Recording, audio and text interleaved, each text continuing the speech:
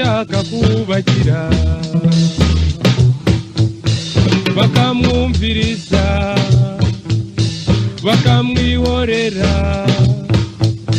byarimba bakamwamagana bashima bakungurura utaye ayegowe urarare we bataye ayegowe niduheza. Nongeye kubashimira mwese abatega amatwi abakunda ikiganiro uko mbyumva byumvute. Iki ni igice cya kabiri rero cy'ikiganiro twakoze ku byerekeranye n'umuco nyarwanda ariko dushingira cyane cyane ku muganura. Ndashimira abaduhaye commentaire, ni ukuvuga bagiye batanga uko babyumva cyangwa se ibyo bazi. Muri urwo rwego rero ndagira ngo nshimire cyane cyane Dr.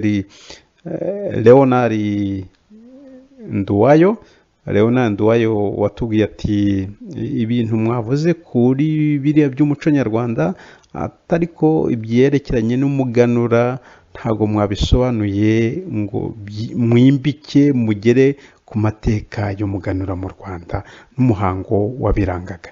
Aduha noneho impanuro, aravuga ati umuhango wategurwaga n'abatsobe b'abiru kandi ni umwami watangizaga muri Kanama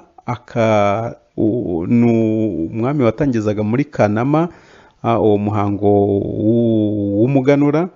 Kanama ni ukwezi kwa munani, hanyuma noneho ukarangira muri Nzeri, ni ukuvuga mu kwezi kwa 9. Ati ibyo bintu rero musa nkaho mwabinyuze hejuru. Ndagira ngo musabe imbabazi, nsabe n'imbabazi abandi banyarwanda bazi umuco nyarwanda cyangwa bawukunda bakurikirana n'amateka yawo. Ntago ibyo bintu twabiciyeho ku bushake, nuko mu kiganiro cyacu ntago rwose abo twari turi kumwe mu kiganiro niba bari babizi bakaba batarabivuze, ikosa ni iryabo. Ariko njyewe vuga mu ruhame yuko rwose ibyo bintu ntari mbizi yuko umuhango w'umuganura watangizwaga n'abatsobe b'ibwami, abatsobe b'abiru, kandi ugatangizwa n'umwami nyirizina, ugatangizwa mu kwezi kwa munani Kanama, ukarangira mu kwezi kwa 9. Ibyo ntago nari mbizi. Ndagushimira yuko watwunguye igitekerezo. Ubwo ngubwo burya ubwenge burarahurwa. Hanyuma noneho akavuga ati umuganura wari uwo kwishimira umusaruro w'iki? Umusaruro w'ibintu byeze, ibishyimbo, ibirayi, ibijumba, ibitoki, imyumbati, ingano, bahinga ingano, ubunyobwa, uburo n'ibindi.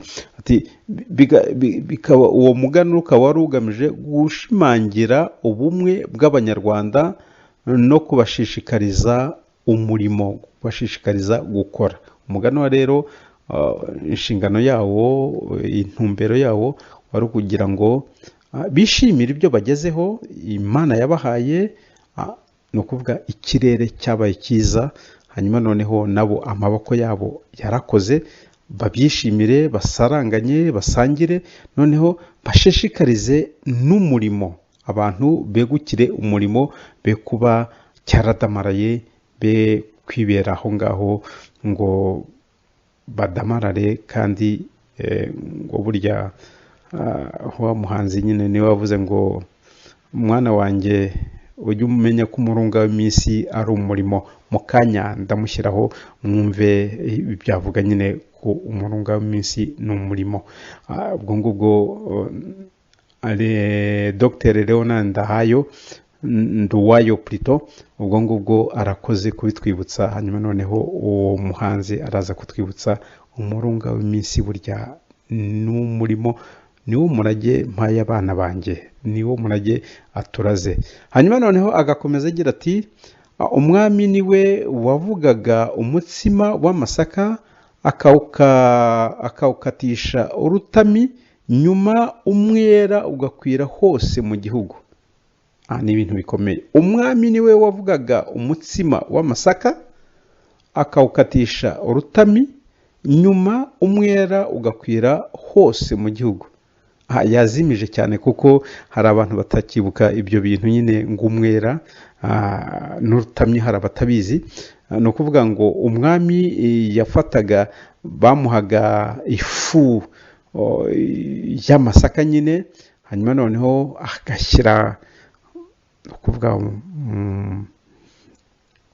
mu nkono nyine yabugenewe igomba kuvuga umutsima, hanyuma noneho yamara kuvuga akawukatisha urutamyi rero na akantu gasa nkaho bakoreshaga barimo nko kuboha ibyibo cyangwa kuboha inkangara, hanyuma noneho ni ibyo ngibyo ako kantu yafataga agakatishamo ibyo bita amarobe.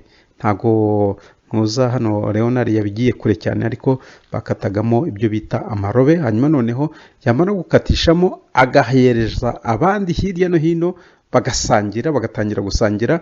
Ariko hari n'ibindi byateguwe Leonard ntabwo yabivuzeho, ariko ndakeka ko tuzabigarukaho akabitubwira, cyangwa n'undi muntu tuzabona. Ibyo bita imboga zabaga ziteguwe, harimo ndetse n'isogi.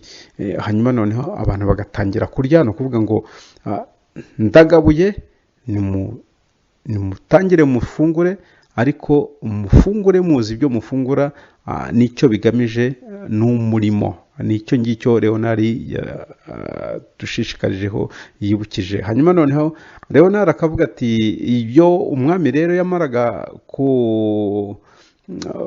gukata n'urutamyi, agakata amarobe, agahereza abantu ati mwarure noneho mushyire ku mbehe. Imbehe za kinyarwanda zabaga zihariye, ntabwo nabona uko nzisobanura, ariko tuzabona umwanya wo kuzisobanura, ntabwo namusana yasanzwe. Noneho bagashyiraho imboga, harimo cyane cyane ibyo nibuka muzehe wanjye yambwiye, habaga harimo ndetse n'imboga z'isogi. Hanyuma noneho abantu bagatangira kurya ayo marobe n'izo mboga, noneho bigakwira hose ku musozi wose. Ibikomangoma, hanyuma cyangwa se abo twakwita abantu bahagarariye umwami ku musozi uyu n'uyu, abatware, nabo bakabikora. Bamara kubikora bagahereza abandi bo hasi, ku buryo biva hejuru nyine bikagera hasi. Nibyo Nduwa yavuga ati umwera ugakwira hose. Ni ukuvuga ngo icyakozwe n'umuntu mukuru n'ubutegetsi, umwami n'umutegetsi, hanyuma noneho abandi bose bagakurikizaho, nabo bakagikora. Imiryango nayo igatangira guhereza abana babo, noneho bikaba umwera uturutse ibukuru ugakwira hose. Ni ukuvuga iki kintu umwera, iyo tuvuze ngo umwera uturutse ibukuru ugakwira hose, ni uko abantu babifashe nabi, ariko ubundi ni ikintu cyiza muri ibyo bintu by'umuco, gigomba gukwira hose, abantu bakagisakaza kandi bakakibungabunga, bakagiha isura yacyo. Hanyuma noneho Dr. Leonard Nduwayo akavuga ati ibi bintu rero by'umuganura byatangiye rwose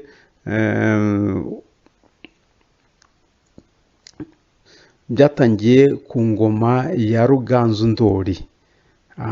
Akavuga ati rero ibi bintu nabampagarariye aho ngaho, ati ibindi ubwo ngubwo tuzabigarukaho nibidushobokera, wenda tubonye n'undi muntu uzi iby'amateka cyangwa uzi iby'ibwami, akatubwira impamvu byatangiye kuri Ruganzu Ndori, noneho akatubwira n'ibyo tuzaganiraho, ikiganiro mbategurira, ariko ntarababwira umunsi kizatangirira, ariko kizaba byerekeranye n'ibyo bintu nyine by'ibwami. Hanyuma noneho uwo muntu turimo gushakisha ni umuntu ukomeye, akazatubwira ibyerekeranye n'uko imirwa mikuru, ni ukuvuga capital royal, imirwa mikuru y'ubwami, ukuntu yagiye ikagera i Nyanza,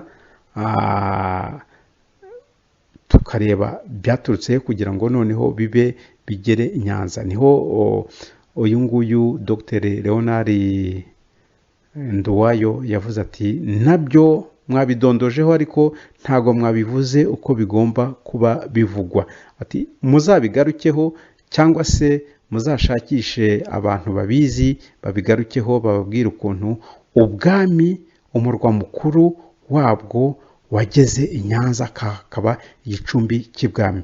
Tuzabigarukaho rero ndabibasezeranyije, kandi nibidukundira na Dr. Leonard Nduwayo nawe azadufashamo tubisesengure, ariko tuzifashisha n'undi muntu mbahishiye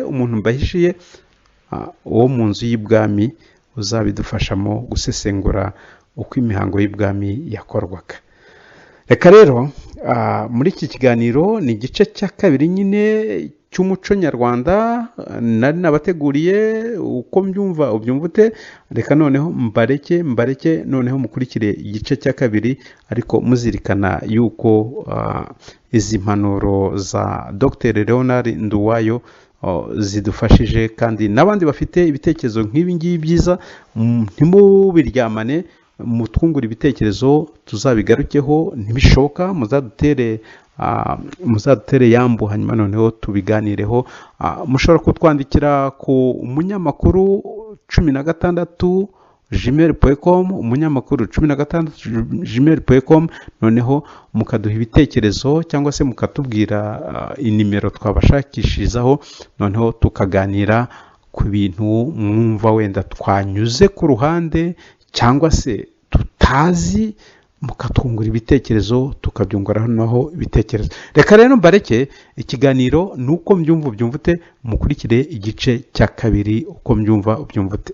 Nkuko bisanzwe mu mpero muraza gukurikira birumvikana Karasira, Aimable Karasira, ntago tuzafata umwibagiwe.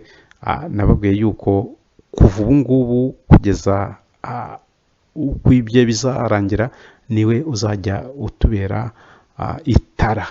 Karasira rero nawe turaza kumuzirikana hagati mu kiganiro, wenda no mu mpera z'ikiganiro. Mu mpera z'ikiganiro byo muramukurikira twumve indirimbo ze, nuko nguko twamuzirikana. Ariko ntago byibazije yuko tuzirikana n'abandi bose baharanira ubwisanzure mu bitekerezo, baharanira ukuri, baharanira guca ikinyoma, baharanira ko amateka yavugwa uko ari. Ndabashimiye rero, reka mbareke mukurikirane igice cya kabiri cy'ikiganiro twakoze ubushize cyasohotse ku cyumweru, umuco nyarwanda, ariko nayo nagihaye ukuri mbona, mpereye ku nyito y'ikiganiro cya Karasira, ukuri mbona burya gusaza no gusahurwa, politike, umuco, ubutabera hamwe n'ubwiyunge. Reka rero mbareke nari iminsi ndayiyongeza, muzatubwire sigara nyitera inyoni ziguruka, none irazi iranyigabije, iranyiganze yo gapfusha, cyoro n'ikibondo cyanjye igira hino nkuraga intwaro, nitwaje iki gihe cyose ibihe bibi byose nkabyirenza, uyitwaje azira kuneshwa, utayitunze azira kuramba. Iyo ntwaro ishimika iminsi nta yindi shaho ni umurimo.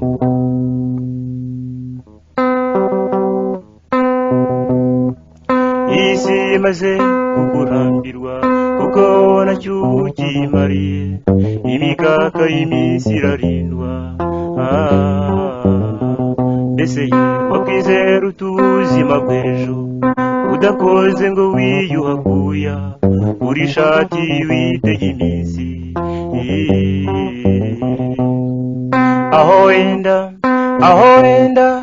aho wenda kibando cyanjye, aho wenda ntuzibuka yuko umurunga w'imisaro urimo. aho wenda kibando cyanjye, aho wenda buto bwanjye, aho wenda ntuzabyibuka. niyo mpamvu itumye bikubwiye nkwihanangirije.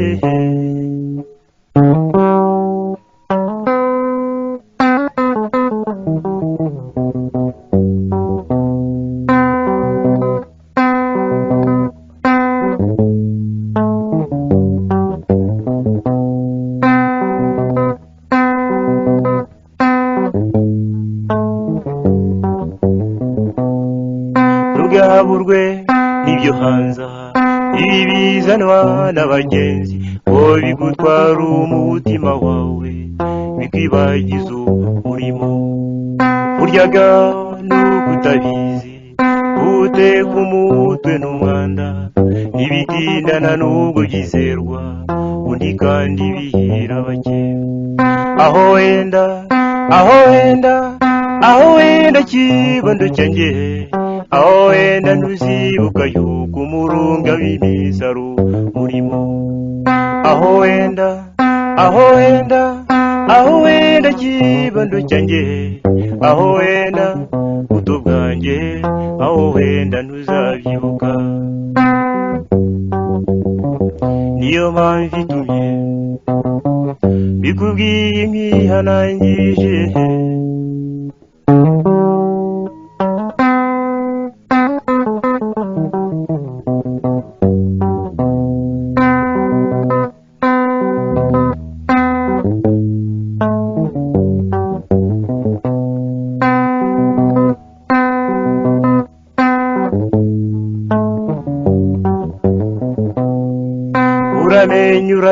uramenye utazazira iyo mikaka hirwa bagifite ubukaka cyana wo mu kigero cyawe uramenye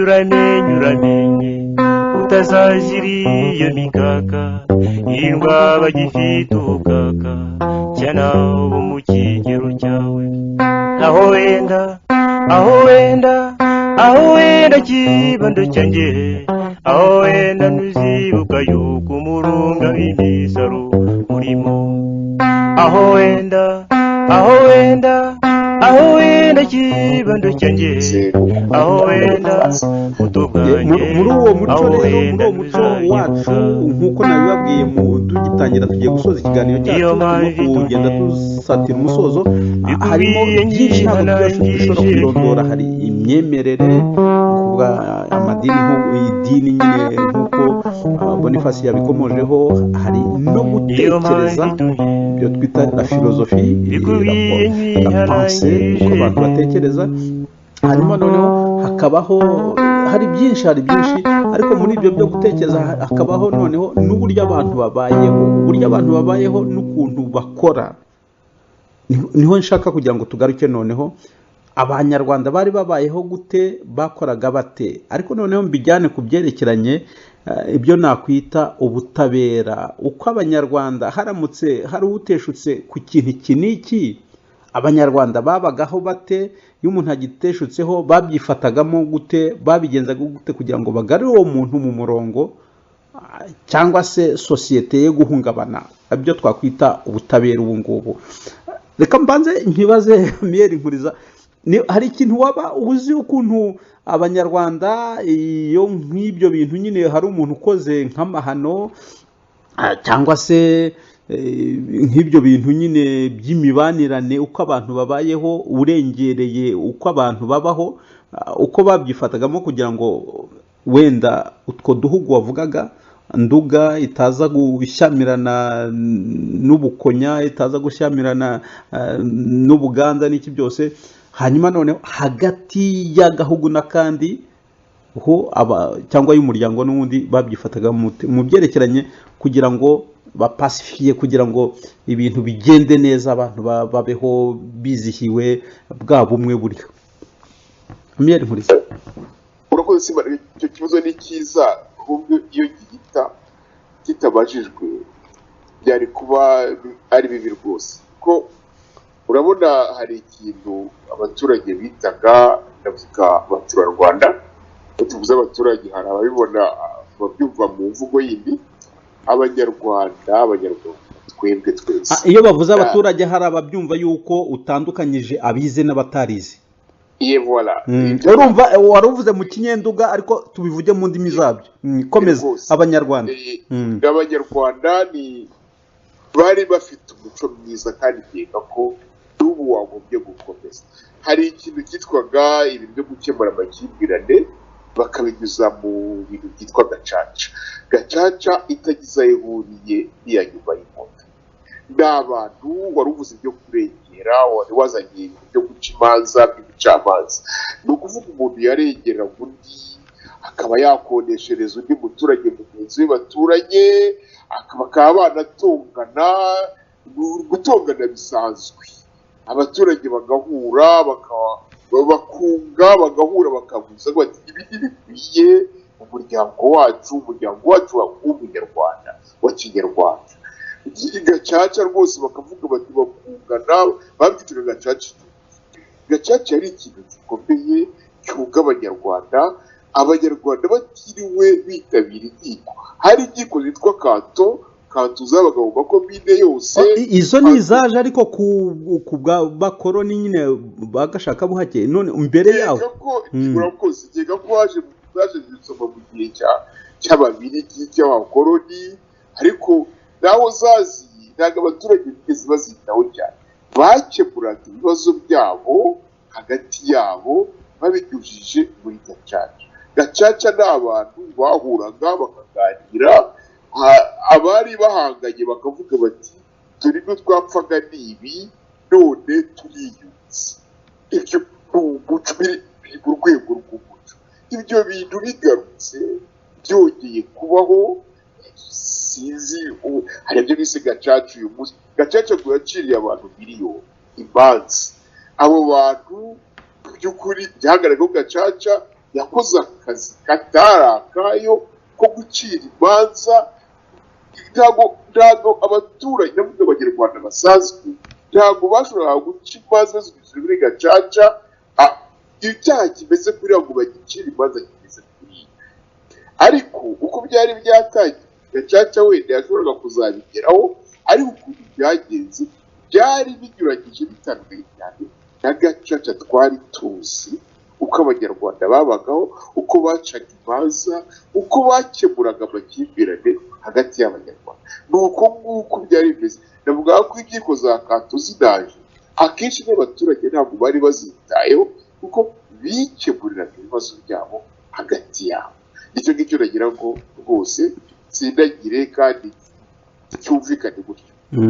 Amiyeri Nkuriza, icyo kintu ni ikintu gikomeye nyine, uko abanyarwanda babagaho, uko bakemuraga ibibazo by'amakimbirane cyangwa se gushotorana bivutse mu muryango cyangwa mu karere n'akandi, ni ibintu byari bikomeye cyane. Ubu mvuga yuko byakendereye, ariko tugomba guhora twibutsa, nubwo wenda bitanagaruka, ariko tukavuga ngo dore aho twavuye, dore aho tugeze, dore ibyo twatakaje.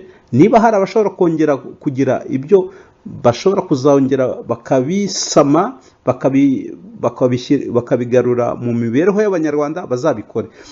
Kuri iyo ngingo, abantu babaga umugore n'umugabo wenda batumvikanye, ntago bajyaga hariya ku mucamanza ngo fata inzira utaha iwanyu ngo undi ataha iwabo.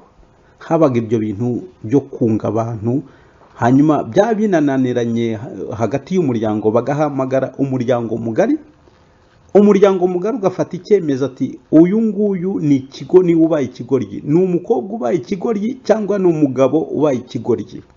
Icyo gihe uwabaga abaye ikigoryi umuryango waramucaga.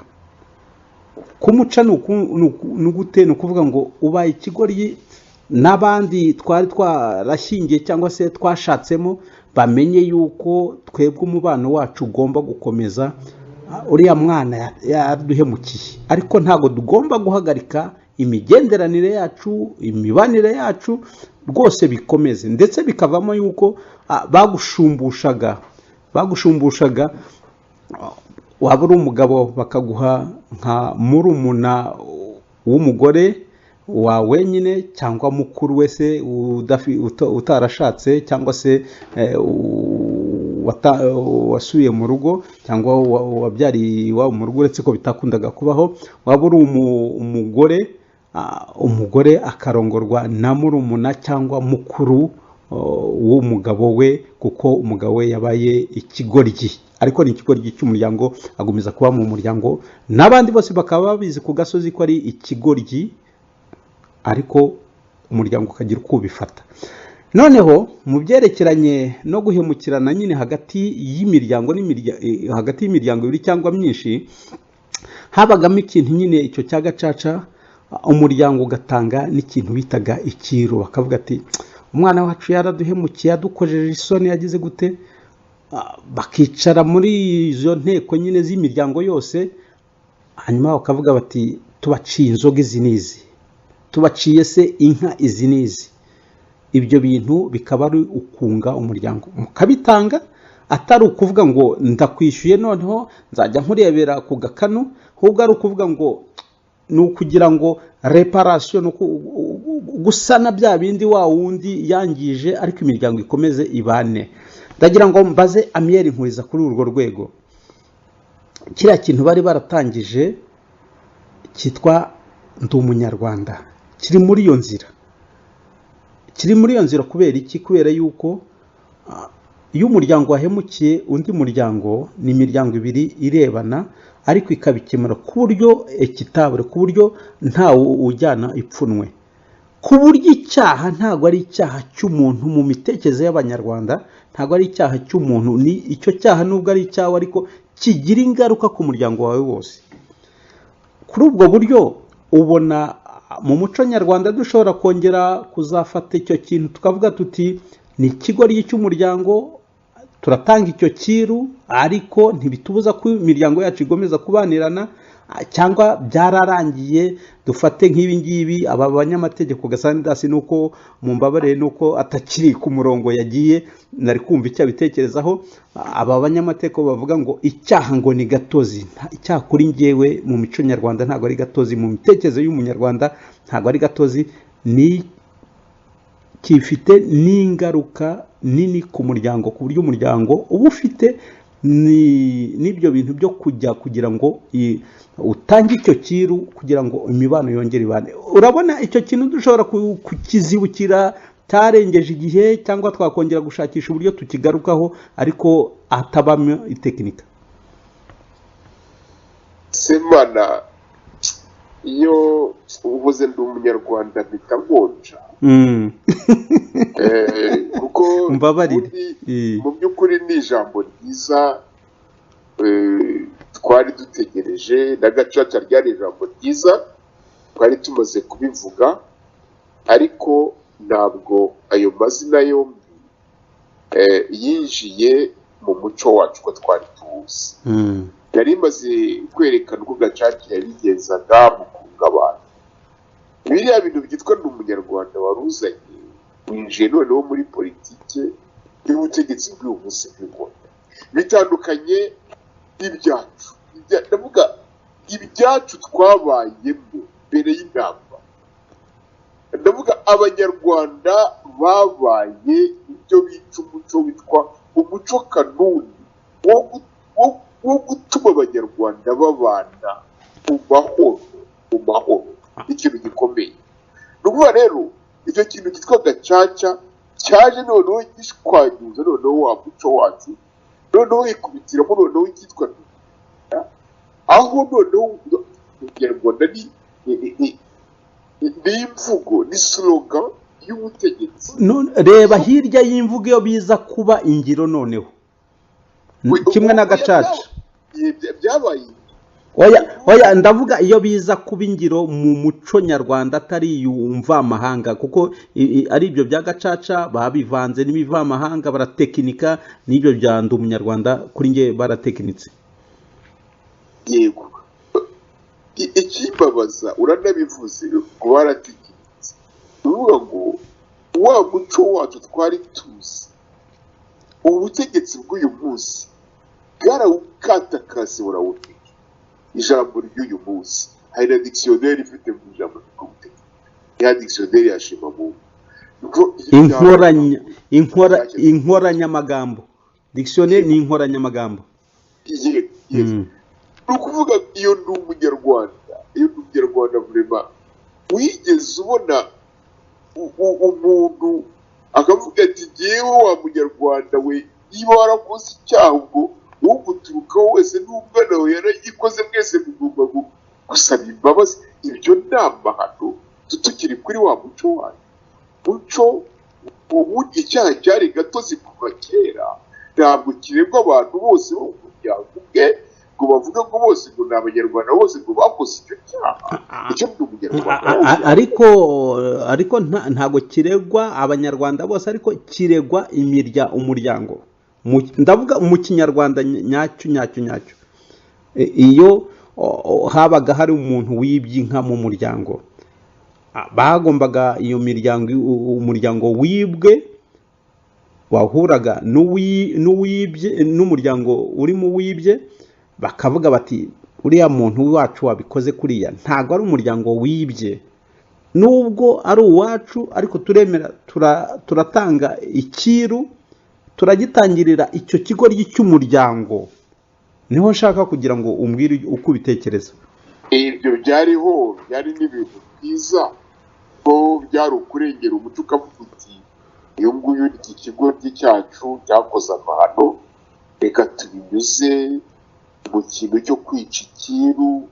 Ariko mu by'ukuri nabonaga ibintu bitangwa byari ibintu byiza, hari n'abacaga inka zigataha, wabonaga ari ibintu n'ubundi byabaga bisanzwe bisa n'ibyoroshye bidafite intera nk'iyo munsi, kuko n'ubundi abantu barakomezaga bakabana n'ubwo icyo kintu. Ntekereza ko biriya byiru byacibwaga kwari kugira ngo abantu babone uko bihurira binywere n'inzoga, wenda n'inyota yari imaze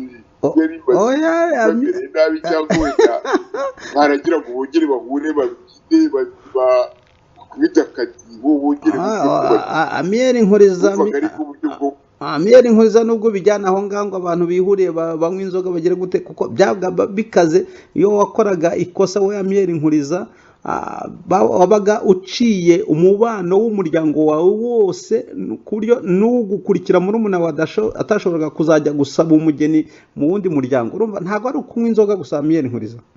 none se bashaka kubihuza n'iby'uyu munsi ntabwo mbihuza, ndagira ngo nerekane yuko biriya bintu bashatse gufata ibintu bya kera byari bifite navuga insibo zikomeye cyane, hanyuma noneho bakabibwira abanyarwanda kuko mu mitekerereze yabo bakibyifitemo bakibyumva, noneho barangiza bakabisugaho amazi, za nsibo zikagenda, bagasigara babereka urubogobogo ariko nta kintu kirimo. uvuga ngo basukagaho amazi nta pfunwe ryabasigaragamo hagati yabo, ariko nyine iby'ubu ngubu ahubwo bakereya ipfunwe ridashira, abantu bakagenda bunamye, les victimes les bourreaux, bikaba ibindi bibazo. Ni ukuvuga ngo iriya minisiteri wahoze uyivuga kare, tekereza ko kuyishyiraho izagarura indangagaciro twavuga. Ariko se Amiyeri Nkuriza izabigarura gute? Kandi ni icyifuzo. Urabona se izabigarura koko cyangwa ni icyifuzo? Oya, va mu byifuzo kuko wifuza byinshi, wowe uri umunyanzozi nk'abandi banyarwanda benshi, ariko ugenda noneho mu bikorwa. Hashize imyaka 27, hanyuma hariho komisiyo y'ubumwe n'ubwiyunge, uza aho byageze, uko imibare bayivuga ko ubwiyunge bugeze kuri 90 hejuru ya 96%, none ubu bashyizeho minisiteri y'ubumwe n'ubwiyunge. Kandi twebwe tukavuga tuti hubwo batanga imbaraga mu muco nyarwanda, bawuhesha agaciro, bagaruke kuri za ndangagaciro, n'ibyo by'ubwiyunge n'ubumwe bizizana. Semana nkunda kuvuga ko nta muntu uba mu gihe cyose. Hari igihe ukubitwa icyuhagiro ukajya no mu ntebe ya penitentiyo ukicuza ibyaha wakoze, Imana ikakubabarira, nawe usabye imbabazi bakavuga turakubabariye. Nyuma y'imyaka 27 abantu barakereye confusion mu bantu, bashobora kuvuga bati yewe twabaye ba ruvumwa, reka turebe ko twagarura ya ndangagaciro yacu y'umunyarwanda. Erega bariya abantu nabo ni abanyarwanda, umuco wabo barawubigishaga ku mashyiga aho bavukiye, kuko nabo bahungiye ubundi bakomeje kuba ikinyarwanda, bagarutse bavuga ikinyarwanda, ya ndangagaciro yacu uvuga ngo wa muco wacu karindwi wa kera ni ukuvuga noneho baravuga bati yewe reka ibi twarakabije twakoze amahano reka tugaruke ku ndangagaciro yacu niko batekerezaga ko rwose ndashaka gutera ibuye iriya minisiteri itarajyaho reka turebe ko kuyitera ibuye turebe igitanga reka nkureke amiyeri nkuriza ubwo ngubwo dutegeze iyo minisiteri yawe sinzi bashobora no kuguhamagara ejo cyangwa ejo bundi akaba ari ujya kuyiyobora cyangwa ukaba secrétaire ni ukuvuga umwanditsi wayo cyangwa se umujyanama muri iyo minisiteri reka twumve niba koko uravuga uti ntago nabatera ibuye bashobora kuba noneho bakubise agatima impembero bakavuga bati iyi myaka yose ishize nta kintu twagezeho reka dusubize ibintu mu buryo reka tubitege amaso reka ntibaze ahubwo ikibazo Boniface Hategekimana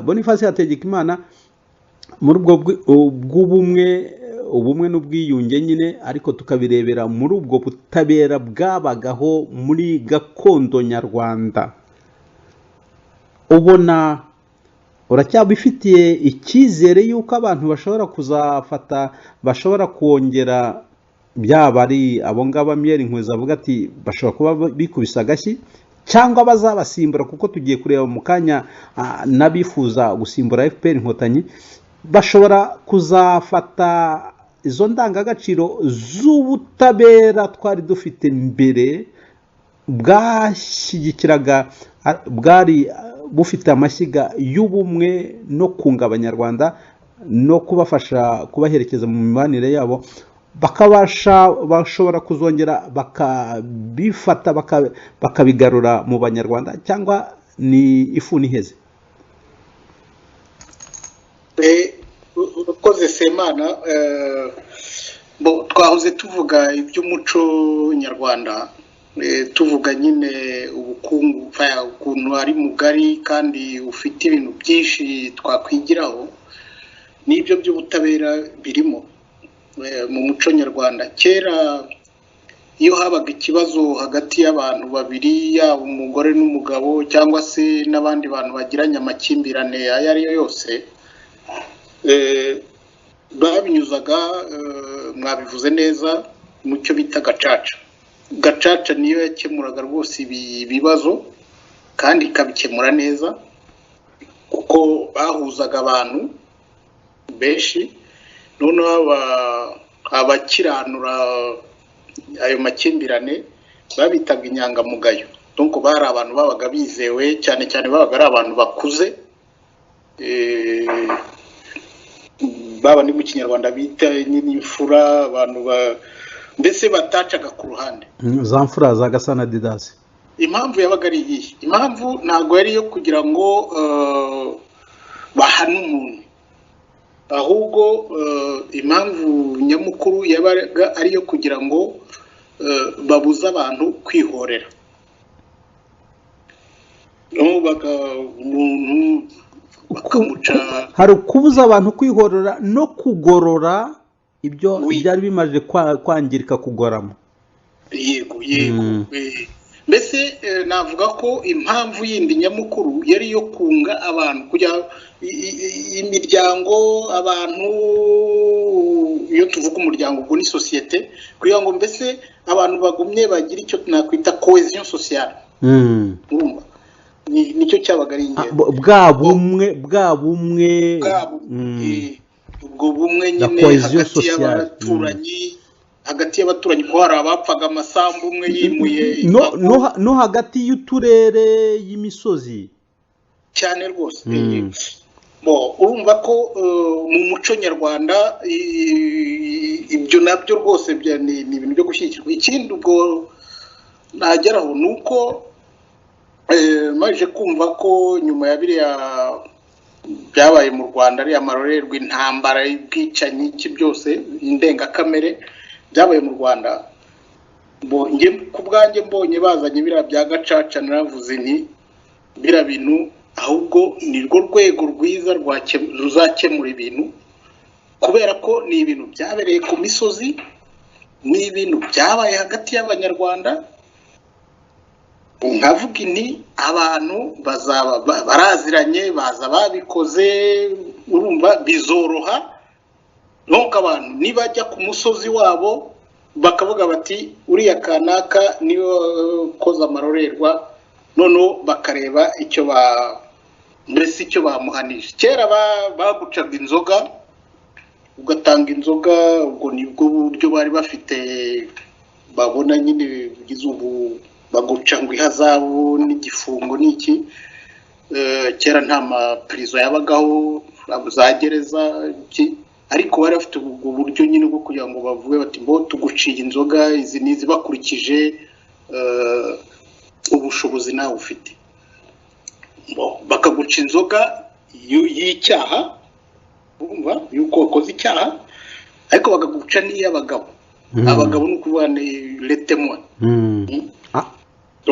wabitanga ubwo bikaberangiye ubaye umwere urangije igihano cyawe ugasubira mu muryango nyarwanda nk'abandi mwumva rero ko n'ubu ngubu gacaca yari yagiyeho nkeka ko bonge niko mbyumva igenda neza iba yarakemuye ibibazo byinshi yenda n'ubu ubona bigenda bigaruka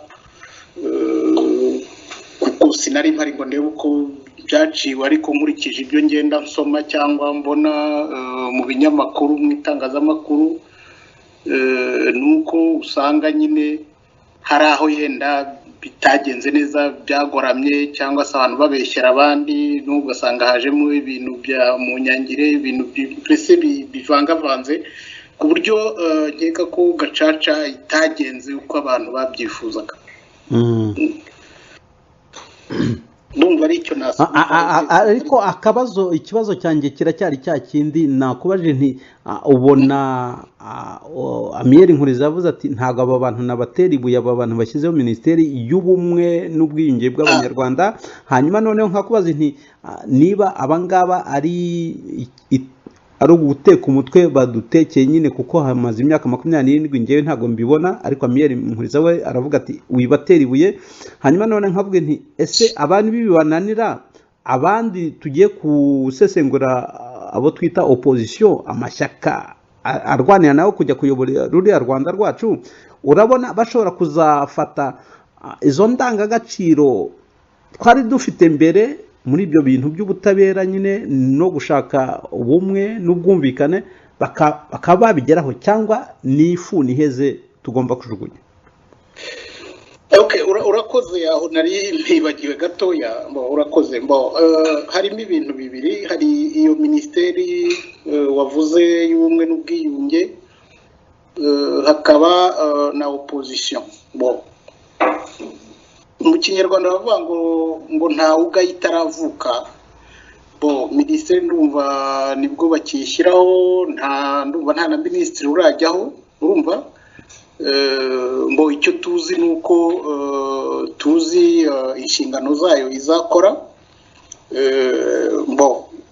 ku giti cyanjye njya ahubwo ndibaza ni kubera iki uyu munsi yari bwigiyeho icyo ni ikindi kibazo ubwo ni ikibazo nanjye nibaza buriya bayishyizeho bafite impamvu yabyo ubwo tuzabikurikira turebe ngiye rero ku bya opposition ugasanga se tukiri aho ngaho utarajya kuri opposition ugasanga bashobora kuzafata koko izo ndangagaciro twavugaga batashoboye gukora mu myaka 27 noneho bakinyara mu isunzu bakabigeraho ibyo Amiyeri Nkuriza yatungaga urutoki ngo ne kubatera ibuye ndagarukira Amiyeri ntago twatugiye mu cyo bita speculation kuko ntago nakubwira ngo bazabikora gutya kandi tutazi uko bazabikora nyine nge icyo ndi kureba ni inshingano iriya minisiteri bayihaye nawe uri kumwe rero mu murongo umwe Amiyeri Nkuriza ukavuga uti wibatera ibuye bashobora kubikora bashobora ntago wabatera ibuye kuko none se wagaye ikintu kitaraba ikiganiro nuko byumva ute kuko ngewe ndimo kuvuga mu myaka 27 nta kintu bakoze kandi bari bafite intuza ubumwe n'ubwiyunge kiriya kintu cyari kiriho cyagombaga gukora ibyo ngibyo bashyiriyeho minisiteri nkavuga nti ni igipindu wa mugani nk'uko babitubwira. ni kuri kubyumva ariko ngewe reka tubwira wowe kubyumva niba ubyumva kimwe na Miel Nkuriza. kandi ari byo nari ndimo nkubwira ntabwo njya kure na Miel kubera ko ntabwo nakubwira ngo ibintu ngo ni igipindi kandi ushobora kuzazenda ugasanga ari ibije kuzakosora ibyo urimo kuvuga bitatunganye. Reka tubihange amaso kuko niyo mpamvu nakubwiye impamvu twagombye kumva tukanatekerezaho twagombye kuki iyo minisiteri ije ubu ngubu kandi ije niba warabibonye neza ije isimbura ziriya organisation bari barashyizeho yari ishinzwe n'uwari kurwanya jenoside hari yari ishinzwe y'ubumwe n'ubwiyunge urumva donc bazishyize muri iyo minisiteri. Yenda bashobora kuba ati hari ibitaragenze neza ariko nidushyiraho minisiteri yenda nibwo izabona neza iziga neza ibintu. Reka dutegereze turebe uko izakora ubu nta ngambwira noneho opposition Bese tarizisi uragira ngo tuvuge ngo nyamara ngo ntizagera ku bintu nuko mbyumva ute ngiye natanze aho mpagaze namwe mutanze aho muhagaze we na Miel Nkuriza. nyine ubwo niko demokarasi ikorwa. nge niko byumva niba mbihuje na Nkuriza ahubwo wewe ugaba uri minoritaire nyine dukoza amatora nakwifashisha abandi kuko muri babiri ku muntu umwe tugomba nibura kuba bane. bura wasanga ari twe dufite ukuri nyine oya nta kuri mufite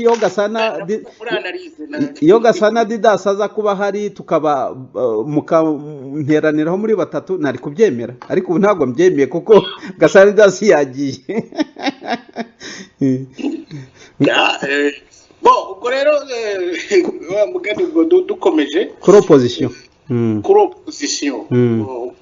rero naringiye kubwira ntacyo mfite kinini cyo kuyivugaho ariko reka nyivugeho gatoya nayo kandi biraba nk'iyo minisiteri nakubwiraga opposition nayo imaze imyaka ingahe se abantu bari muri opposition ntibanyumve neza bari muri opposition bose nyivugira ni constant ndi gukora nuko mbibona nk'uko ikiganiro cyawe cyitwa iyo ureba imyaka opposition nayo imaze ukavuga uti se iyi minisiteri niba ari igiyeho noneho wenda opposition ikayibonye ikivuga yagombye no kwiga hari ibintu byinshi byo kwiga.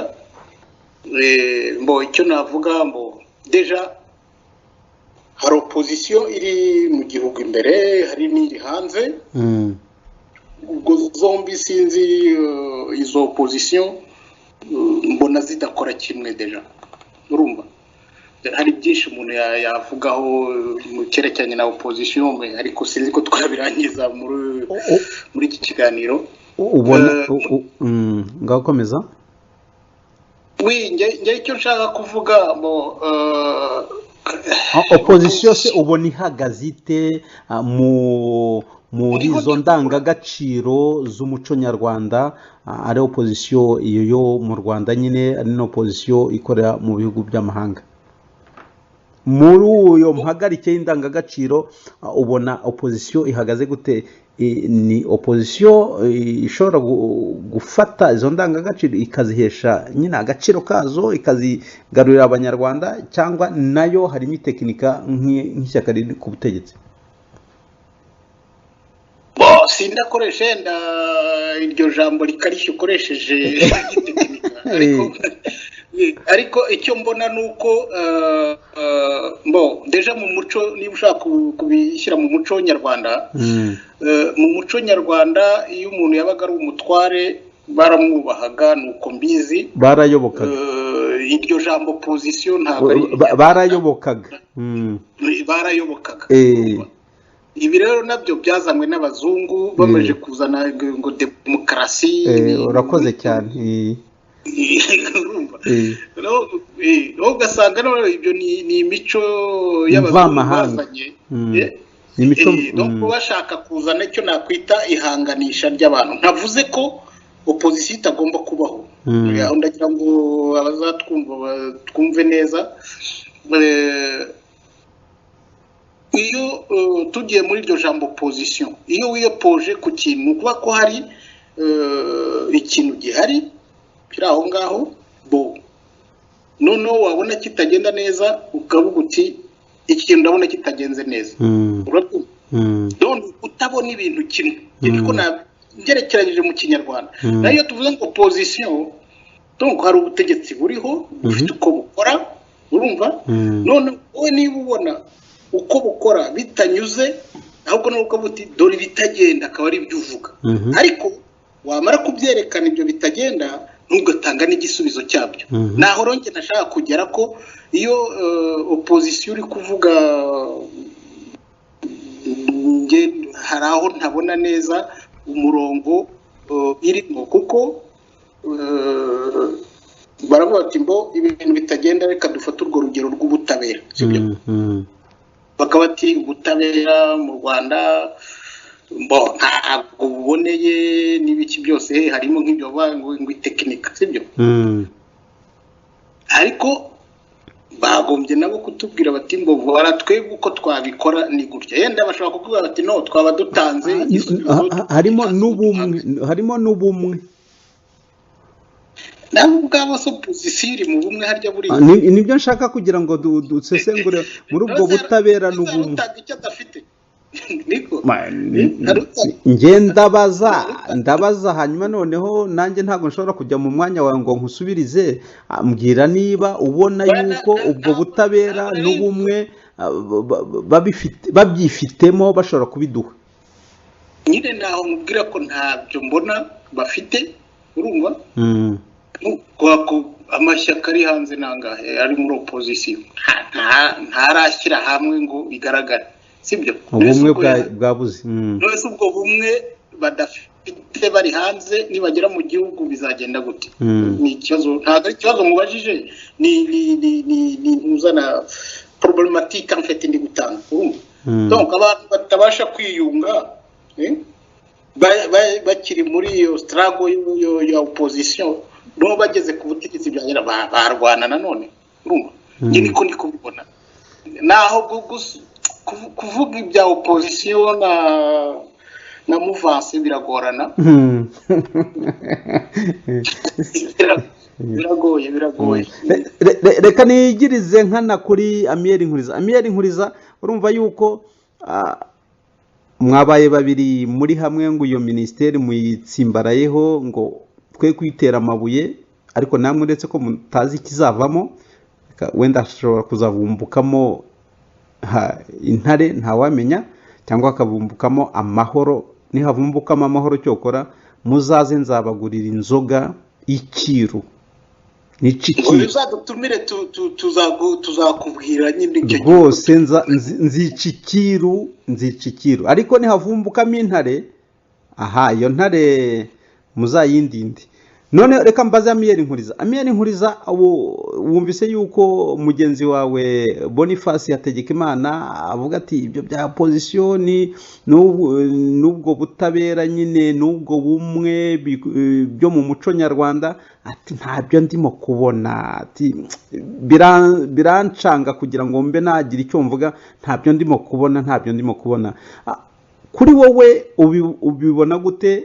Ni muri urwo rwego nshaka no kugira ngo nkomoze ku makuru y'imvaho mfite yuko abantu bari baragiranye igihango muri iyi minsi muri MRCD bacitsemo ibice ku bwinshi, hanyuma noneho ishyaka rya Faustin Twagiramungu RDI rikaba ryasezeye ku mugaragaro mu mpuzamashyaka MRCD.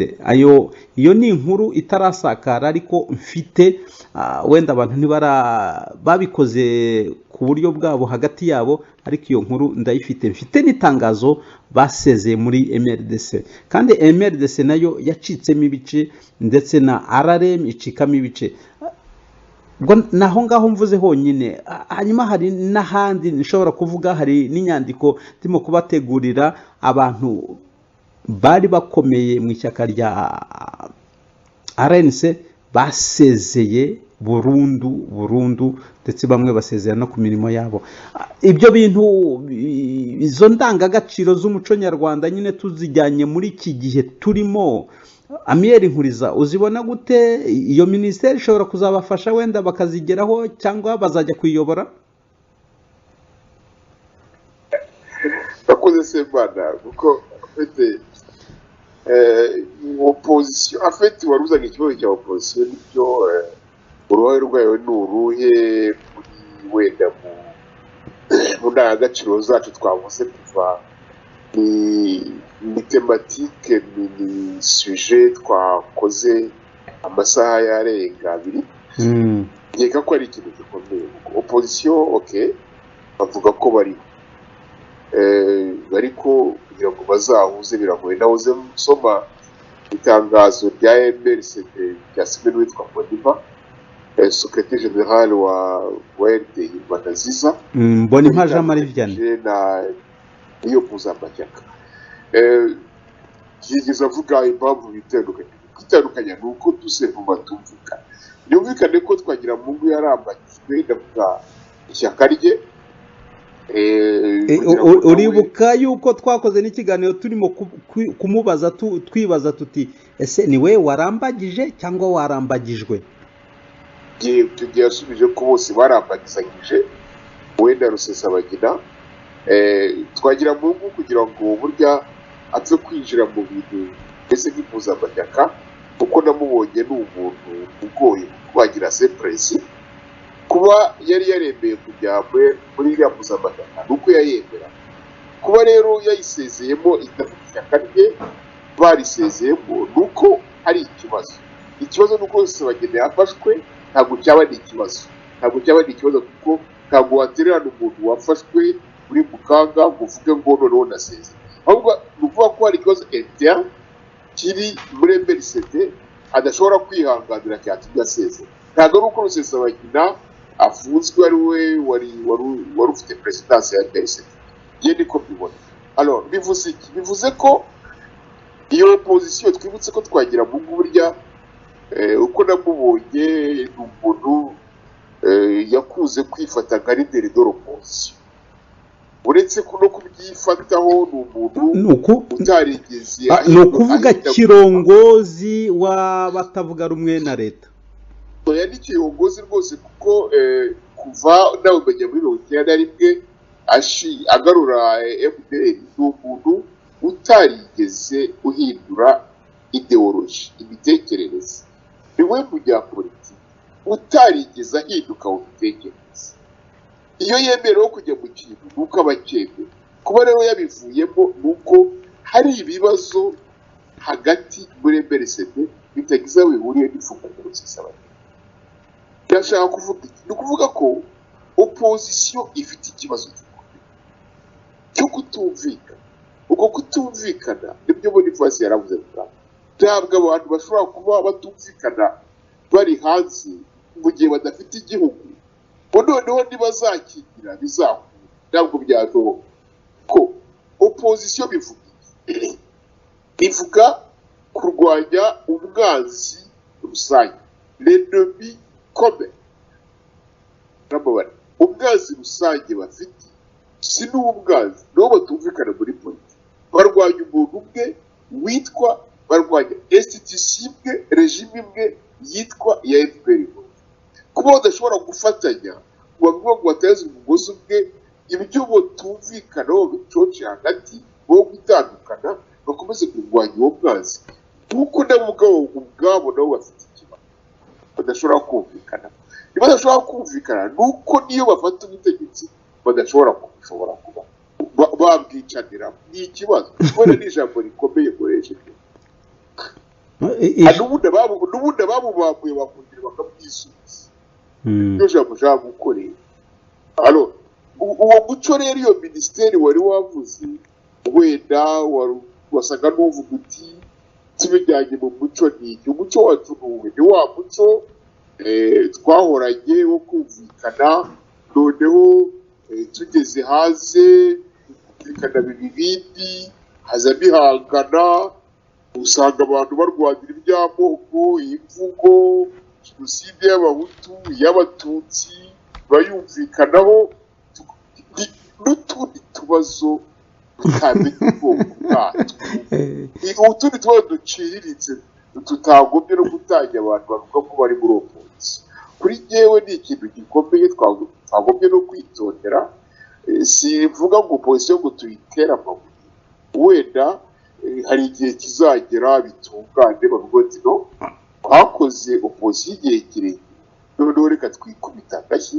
turebe ko ibintu twabirimo byo guhangana y'inditirwa dukomeze tutaheze umugozi umwe turwanye ubutegetsi turwanye regime tutumvikanaho twese kugira ngo natwe dufate ubutegetsi ndumva ariko nawe Amiel Nkuriza ntabwo nkureka niho ngiye gusoreza hanyuma nkagaruka kwa Boniface dusoza ikiganiro cyacu urabona nubwo twavuze nyine yo MRCD na RD Rwanda nziza ya Faustin Twagiramungu batandukanye nubwo batabishyize ku karubanda ariko twebwe dufite amakuru dufite ndetse n'inyandiko anashoboye gushyiraho rwose ibiganza byanjye nayikohereje Amiel Nkuriza hari n'abandi bababanjirije twavuze yuko P5 uribuka ukuntu yagiye ubwo bumwe bwagombye kuba bwarabaranze bwagombye kubaherekeza ubwo bwiyunge uko gushyira hamwe kureba ibibazo rusange byabaciyemo ibice ubu sinzi niba basigaye noneho ari na P3 cyangwa P2 ntabwo nzi byari byo ni ukuvuga bari batanu ariko hasigayemo abari basigayemo ku buryo buzwi cyane bwari batatu ariko bishobora kuba hasigayemo nka babiri bafatanyije cyane cyane FD inkingi na ntuza na RNC bashobora kuba bari hamwe ariko hagati y'ayo mashyaka nayo ubwayo nabo bacitsemo ibice nari ndimo kuvuga yuko ndimo kubategura inyandiko ikomeye y'ukuntu abayoboke bakomeye ndetse abarwanashyaka bo mu nzego zifata ibyemezo bo muri RNC basezeye ku bwinshi noneho ndetse muri iyi minsi ku myanya yabo n'abayoboraga intara ni inyandiko muzabona muri iki cyumweru kigiye kuza nkibaza nti Amiel Nkuriza tutarebye gusa ibyo ngibyo byo muri MRCD tukareba muri rusange opposition ese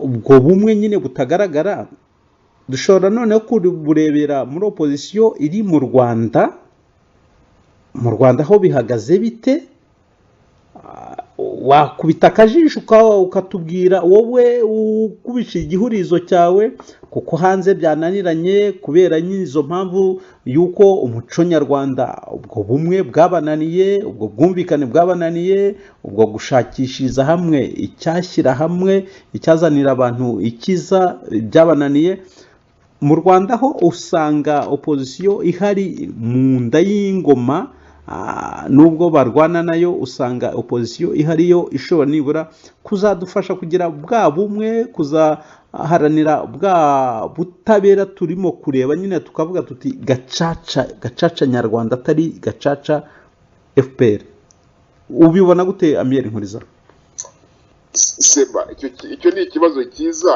opposition mu Rwanda rero nibaza niba ihari kuko irahari ku izina urugero naguha muri opposition hari ishyaka ryitwa PS Berakuri kabaho ishyaka rya Ingabire ritarandikwa Alpha Umurinzi harya ni Alpha Umurinzi yego Alpha Umurinzi ishyaka ritarandikwa ntabwo twari barakijya ko ntaririho n'opposante uraho ngo witwa Ingabire ariko utagira ishyaka nta shyaka afite kuko ntabwo rirana nubwo bitanditswe ariko ni ishyaka twabifata nka opposition numva ubwo wenda tukaba tubiboreye kuko wenda ishyaka rye ntabwo bararyemera ngo tuvuge wenda abarwanashyaka be barashwanye bashobora kumvikana ku ndangagaciro zacu no kugira ngo mu rwego rwo gufata ubutegetsi, kuko iyo ushinze ishyaka ugira ngo ufate ubutegetsi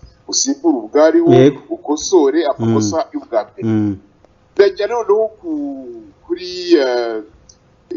Green Party ni ishyaka ry'umuntu byo gusa na secrétaire général we n'abandi bantu agenda atoragura mu turere akabitirira cyangwa nabo bakitira kubera wenda inyungu zimeze zityo. Ntabyo turumva mu Rwanda cyangwa wari uhari rw'isereka inkotanyi zamuciye umutwe, zimaze kumuca umutwe witwa perezida waryo witwa Frank Habineza ahungira hano muri Suwede. Hano muri Suwede aravuga ati twarahuye, arabwira ati ndashaka gusubirayo n'isubiyeho zizakwica iyo ntabwo namugiye ngiye kuba numva yasubiye. Ibyo yakoze yagiye kubaka kugira ngo nyine yinjire mu butaka. Ubu yawinjiyemo none kuri yewe iryo si ishyaka, ni agashyaka ko mu bwoko wa FPR gakorera muri forum ya FPR. Ariko hari ayandi Amiel Nkuriza, hari Christophe Kayumba umaze gushinga ishyaka mu mezi ashize, hari Diane Rwigara wari warigaragaje yuko nawe yashinze Muvuma ariko byari nk'ishyaka. Abo nabo ntago wabibagirwa kubita imboni iyo opposition yose yo mu Rwanda imbere. Yego nari gikomeza noneho haje Diane Rwigara. Diane Rwigara mu by'ukuri analyse yagiriye unyumva nabi nuko ise Rwigara se na Paul bamaze kumwica yahise agira nk'ikintu kimeze nka reglement de compte, ikintu cyo kwihorera. Aravuga ati aba bantu kuko ise atarapfa ntabwo yarigeze atekereza gushinga ishyaka. Noneho aravuga ati nanjye reka shinga ishyaka niho nanjye nziyimura k'aba bantu, nibwo nirofishi ararishinga ndetse birashyuha, agira abayoboke bamwe baburirwa irengero, abandi baraboneka, noneho n'amajwi barayabwimba cyangwa bakwimba gutuma yiyamamaza.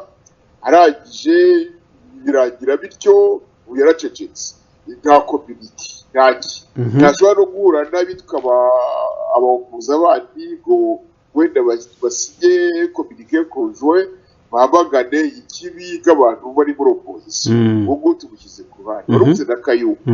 Aje Kayumba ni umuntu telefone, umuntu wabaye umusirikare w'inkotanyi, Dr yize hano muri Suwede ndamuzi, umuntu witwa Yotebori, ni umuntu uvuga rikijyana kuva kera, afite ikinyamakuru cyitwa Chronicles bakivanye bagiciye umutwe mbere y'uko aza hano, ariko nyuma barakemera kirakora, baje kubwiyezo baramufunga kugira ngo bamucecekeshe. Yigeze no kuyobora New Times, abo umuyobozi mukuru wa New Times. Yego nyuma y'umwaka umwe atashye avuye muri gereza ati shinga ishyaka yarisize. Nibyo abayoboke babo baca umutwe, ntabwo twavuga ko hari uburyo bukeya bwabayeho kuko nta bwagaragaye, ahubwo icyagaragaye ni uko ubuyoboke bwo witwa Gusigo ariko yitwa baramufashe bamukubita muri gereza kugira ngo berekane kudavuga ubutegetsi, kugira ngo berekane ko iryo shyaka batarishaka. Afite iryo shyaka ryagaragara ko ari opposition igaragara, kuko Kayumba yari umuntu n'ubundi kuko evre opposant uvuga rikigirana hano ndamuzi. N'ikinyamakuru kibare barabanje kugifuta kubera ko ari umuntu wajenaga ubutegetsi abinyujije muri The Chronicles. Alors iryo shyaka naryo ntabwo rirandikwa, naryo ntabwo twavuga ko ari ishyaka kuko rirajyaho, ariko wenda rigiyeho twaryita ishyaka rya opposition. Ishyaka rya kane PSPR hari na abaruda ni abantu batumvikana. Mukabunani ajya mu nteko ishinga amategeko, abadepite ahagarariye PSPR. Haza Benayi Ntaganda yitwa membre fondateur, president fondateur, ni nabyo yawe warishinze niwe tuzi. Noneho yumvikana Mukabunani. Noneho haza undi wa gatatu witwa Bwizerwa yatanga ibiganiro uyu munsi kuri Gaza, aravuga ngo ni perezida wa PSPR. Ibyo byumvikana neza ko hari ubumwe bugerwa ku mashyi nta n'ubuhari Amiyeri Nkuza uvuga ngo bugerwa ku mashyi ni ikinyarwanda ni ikinyenduga nyina ni ikinyenduga ukoresheje ariko nta buhari kugira ngo byoroshye ku kinyenduga nta buhari umuhoro urahoga niko tuvuga mu kinyarwanda cyiza umuhoro urahoga ishyaka mbese mbera kuri Ntaganda ishyaka rye bararyanditse barembera kugira muri forumu ageze kuri forumu arabishwanyaguza batuye ukuntu ifa ko tumusimbuza Mukabuna noneho abaruda reka ukora incamake we kujya muri historique yose utubwire uko ubona hari n'abaruda historique yari ngombwa kugira ngo mwereke ko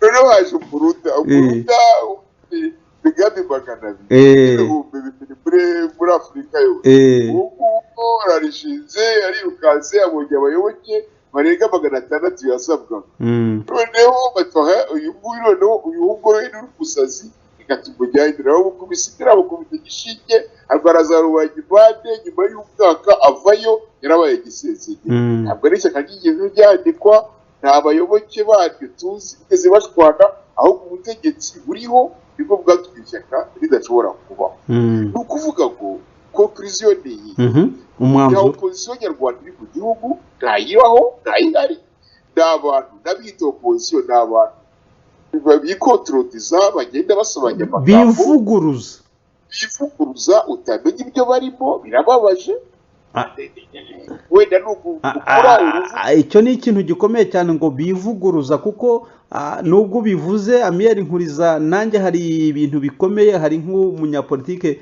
nasabye ikiganiro n'ubu ndacyagitegereje kandi wivuguruje inshuro zirenze zingahe uwo ngo ni Ingabire avuga ngo nyakubahwa Paul Kagame ngo iyo utaza ko haba ngo uhagarike ubwicanyi ngo abantu bari kwihorera ntabwo ariko ngiye mbibona ntegereje ko azampa ikiganiro komeza abenshi barivuguruza Amiyeri Nkuriza koko nibyo wavuze ibyo bari Victoire Ingabire wenda kubivuga twanabivugaho wenda gato nuko wenda wari wivuriye muri gereza kubisa y'imyaka irenga 5 uvuga ati reka mfugo ko izo batasubizayo uburuko bw'ingotanyi nabo baye mu bariyana nga tubwirere nta opposition iri mu Rwanda nta opposition iri mu Rwanda ntayihari no hanze ntayihari rero opposition ihari n'abantu tandukanye no hanze ntayihari rero hanze ho twari twabivuze kare ko hari abantu babyuka bakandika amasitati bakavuga bati reka natwe turwanye bwa butegetsi bakavuga ngo bashinze ishyaka hari n'iriherutse kuvuka uwitwa Gakire Fideli nawe muri Amerika ngo ubu yashinze ishyaka n'ejo mu gitondo ushobora kumva yuko Amiyeri cyangwa Boniface nawe yashinze ishyaka cyangwa Gasandas cyangwa ngewe nta nubwo nabarenganya kubera ko iyo wihebye n'ukwiheba muri politiki uvuga ngo hari ikintu kimeze ka desespoir ubutegetsi bw'i Kigali bubaye imyaka irenga 27 kuko Kayumba bwabaye kuva muri bwatiye muri 90 n'imyaka irenga 50 ruvuga ngo abantu bahunze ubutegetsi bwa FPR bariye kuko ubu twabigenza ruvuga ngo rufije bafite mu gushyiraho amashyaka noneho amashyaka kugira ngo bashyireho yitwa amashyaka bakayarwaniramo gushinga amashyaka opposition hanze y'igihugu ntacyo byari bitwara iyo bo bababwe ko ari kuvuga ati ibintu ifo kubishyigikira kuko n'abatagira amafaranga twari kubishyigikira ku bundi buryo wenda kwandika mu n'ibiganiro dukora tukavuga uti aba bantu ni bwo ariko se washyigikira abantu batari reka bahora barwana twanzure noneho Amiyeri Nkuriza noneho za ndangagaciro z'umuco nyarwanda tuzizihiza umuganura ku itariki ya mbere y'ukwezi kwa 8 ku cyumweru kandi tukaba twarimo kureba ubutabera bufite amashyiga y'ubutabera akaba ari nk'ubumwe ubwumvikane bumwe gushyira hamwe gushakishiriza hamwe uko wa Boniface ko yabitubwiye nyine gukemura amakimbirane y'abavutse mu muryango cyangwa mu miryango cyangwa muri sosiyete. Ubibona gute noneho rero muri opposition tuvaneye amaso nabyo ubwo ngubwo izo ndangagaciro zirazimiye burundu? Agaciro gerekeza ko tuzifite ko ntaho zagiye. Niba abo bantu se bavuga yuko bashaka gufata ubutegetsi, bashaka kutuyobora kubera yuko babona yuko ishyaka riri ku butegetsi ridakurikiza izo ndangagaciro, zidatanga icyizere yuko dushobora kuzongera kuzigarukaho, ubona yuko ubwo ngubwo ntabwo twazibukira tukavuga ngo reka tuvane amaso? Nkeka ko kuvana y'amaso ni ijambo nakunze kwitondera, kuko ibi ngibi tuba tuvuga biba birimo ibintu byo guhwitura, tukavuga duti aba bantu iriho ko bikubitagaza. Noneho navuze n'ubutegetsi bwa FPR butagomba kureba kubutera amabuye, na opposition y'uyu munsi yaba iyo mu gihugu n'iyo hanze ntabwo dukwiye kubitera amabuye, kuko hari abantu bicara bagakora. Hari ujya numva ibiganiro byo muri kiriya kiraro ejo baba barwanya, hari nabo birukana muri RPP kiriya kiraro, Rwanda Bridge Builders. Uko kwirukanana ni ukuvuga ngo ni ya ndangagaciro yacu, ni wa muco wacu tuba turimo kurwanya, wa muco wo guhishirana, wo kumva ko turi bamwe, uwubakira hamwe. Ushatse kwerekana yuko umuco ari intambara ihoraho kugira ngo abantu babungabunge, bagire gute, bahora muri urwo ngurwo nyine bakajya mu mitsi. Ushatse kutanisha akajya gute, ibyo wari uvuze byo mu kiraro nyine, ukavuga uti ibyo bakora ntabwo twabitera amabuye, abari ba bantu bashaka kuwutatira, ariko abandi bakavuga ati hari umuco tugomba gushyigikira. Nibyo byo mu mashyaka nyine birukanana cyangwa se basezeranaho, twari tuzi ko bafatanyije, ukavuga uti niko umuco ugenda ukura, niko ugomba guhoraho, nabyo twabiha agaciro. Semana no kugira ngo abantu bahure bashinge icyo bahuriramo, niyo rwego rwa politiki, nabyo biri mu muco wacu ko abantu bahura bakaganira bagatekereza icyo bakora, nabyo ni umuco mwiza, kuko ntabwo ushobora kwicara gusa wenyine ngo uzagira icyo ugeraho.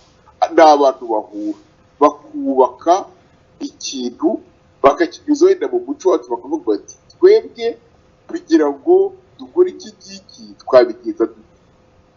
Bariya bahirinze ingoma ya cyami muri 1959 bahuraga kenshi, bakavuga ati ubundi umuco wacu wari uteye gute. Hari abantu twagombaga guheka igihe cyose, igihe cyo kubaheka kirarangiye, reka tureba niba uyu muco wacu twazwe n'abasekuruza ariwo tuzakomeza. Ese twarawurazwe? Hari uwawuturaze? Ese twawigobotora dute? Ni abantu bahuye no gushinga ayo mategeko yo muri opposition, ni abantu bahuzwa n'ikintu kimwe, ya ndangagaciro yabo. Ni ikintu gikomeye. Erega iyo mbonye bariya abantu barimo gushwana, bari barubatse, ariko ukuntu kubaka ibintu ukuntu birushya. Rasa ku ngingo noneho duhe ijambo Boniface dusoze. Icyo navuga ni uko ndashaka gutera amabuye, conclusion ni uko sishaka gutera amabuye opposition, kuko iyo haba nk'uko udatera amabuye na FPR Inkotanyi, kuko natira n'amabuye FPR Inkotanyi. Ndavuga kuri iriya minisiteri y'ubumwe n'ubwiyunge, kuko nabo ni abanyarwanda baravuze bati twatatiye wa muco wacu nk'abanyarwanda. Icyabikemura ni uko twashyiraho minisiteri noneho ishinzwe umuco w'igihugu. tuvuga tugomba kubitera ibi. Opposition nayo ishaka kuvuga iti bariya abantu bateka nabi, reka two kubatera ibi, ariko tubahwiture nimukomeze bw'ubwo bumwe burebe ukuntu bwazahura ibyazanzwe muri uriya. Reka rero urakoze cyane ndagushimiye. Ikiganiro cyacu kibaye kirekire kandi twari tumaze igihe kinini tutaganira muri iki kiganiro. Uko mbyumva nuko byumva, nanjye mfite uko byumva, na Boniface afite uko byumva. Gasana Didas nkuko bisanzwe yadutereranye aragenda. Ubwo nawe ni wa muco, niba umuco bamutoje hariya ari uwo nguwo gusiga abantu akagenda ndetse atabasezera, uretse ko yanyoheje ubutumwa akambwira ati ubansezereraho, ariko ntabwo ngiye nabasezeraho, ni ugomba kubasezeraho mbere yuko agenda. Ubwo nabyo tuzabireba. Abadukurikira muri iki kiganiro nyine twahaye intumbero nyine tematike, byose bishingiye ku muco, ari politike ari ibyo by'ubutabera, turabireba mu ndorerwamo y'umuco. Ndagira ngo mbaze Boniface kandi dusoreze ahangaha. Boniface, ndakubaza ibibazo bitatu. Ikibazo cya mbere, iwanyu haziritse amateka kandi muri mu bantu leta ya FPR Inkotanyi yavuze yuko hatigeze haba itsembabwoko n'itsembatsemba, jenoside. Ubu ngubu bavuga ko ari jenoside yakorewe abatutsi. Mwaba muri mahire, nta gacaca yabagezeho, nta bantu bafungiwe icyo kibazo cyayo marorerwa? Icyo ni ikibazo cya mbere, tubwiraho uko ubizi. Hanyuma noneho ikibazo cya kabiri ndagira ngo nkubaze nti ese uko ubona ejo hazaza h'u Rwanda, urubyiruko rwacu rubyiruka, ari uri mu gihugu ari n'ururi hanze, ubona ikibazo cy'urusobekerane rw'imico myinshi mvamahanga n'umuco nyarwanda, ntago ubona bazabyitwaramo neza bagasesengura bakamenya iby'umuco wacu n'iby'imico mvamahanga, ibyiza bafata bakabisobeka mu muco wacu nyarwanda? Biroroshye uko ujya ubibona, uganira nabo. Ndabizi ko uganira n'abajene, ndabizi ko hari n'ibiganiro ndetse uteganya kuzakora ngo mu minsi iri imbere ku byerekeranye n'umuco n'amateka. Ubona icyo kintu kirasobanutse ku rubyiruko rwacu? Ikibazo cya nyuma noneho nkubarizaho ni icyerekeranye uko ubona mu ndorerwamo y'ubwo bumwe n'ubutabera, ikibazo ubona cy'abantu bacu twagombye gushyira muri gacaca, tukavuga tuti abangaba ni mu bahane, dutange n'ikiru, imiryango yabo itange ikiru cyangwa n'inshuti zabo, ariko bagaruke mu muryango. Ubwo ndashaka kuvuga Karasira, ubona ubwo butabera wakurikiranye ibye, yavuze avuga ati ibyaha bandega byose nta kirimo, wamfungishije n'ejo mu gitondo ashatse yamfunguza. Urabona idamange ryamugwiza, ukabona n'abari abasirikare bose ba Rusagara bose, ukabona Rusesabagina ubageze aho ngaho. Ubwo twavugaga n'ishyaka rye MRCD, akavuga ati njyewe nta nubwo ntegereje ubwo bumwe mu banyarwanda, ntabwo ndimo kubona, nta butabera ndimo kubona, nta nubwo nzongera no kwitaba ubwo butabera bwanyu, ni ubutareba ahubwo. N'abandi na ba Sankara n'abandi nubwo bo bemera ibyaha n'iki byose muri rusange, tutibagiwe na ba Mushayidi, tutibagiwe na ba Theoneste. Ibyo bibazo uko ari bitatu niwe mbibajije, tugasoreza.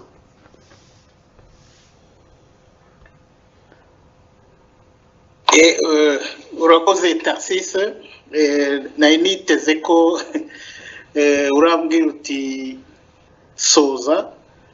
Ubwo nari niteguye ko ndasoreza nyine ku kibazo wari ubajije mugenzi wanjye Amiyeri cyerekeranye na politike na opposition. Ubwo rwose nari ntangiye kuba kiri bunyorohere, none unyongereho ibibazo bitatu bitoroshye. Bitoroshye kwa ko hari ibintu umuntu abura uko asobanura. Hari ikibazo umuntu abura ukuntu agisobanura. Ubwo ndavuga ugenekereze. Yego cyerekeranye n'amateka y'iwacu wari uvuze, ubwo iwacu ndavuga aho nkomoka, aho mvuka. Giti hariya za Rutare haziritse amateka y'u Rwanda.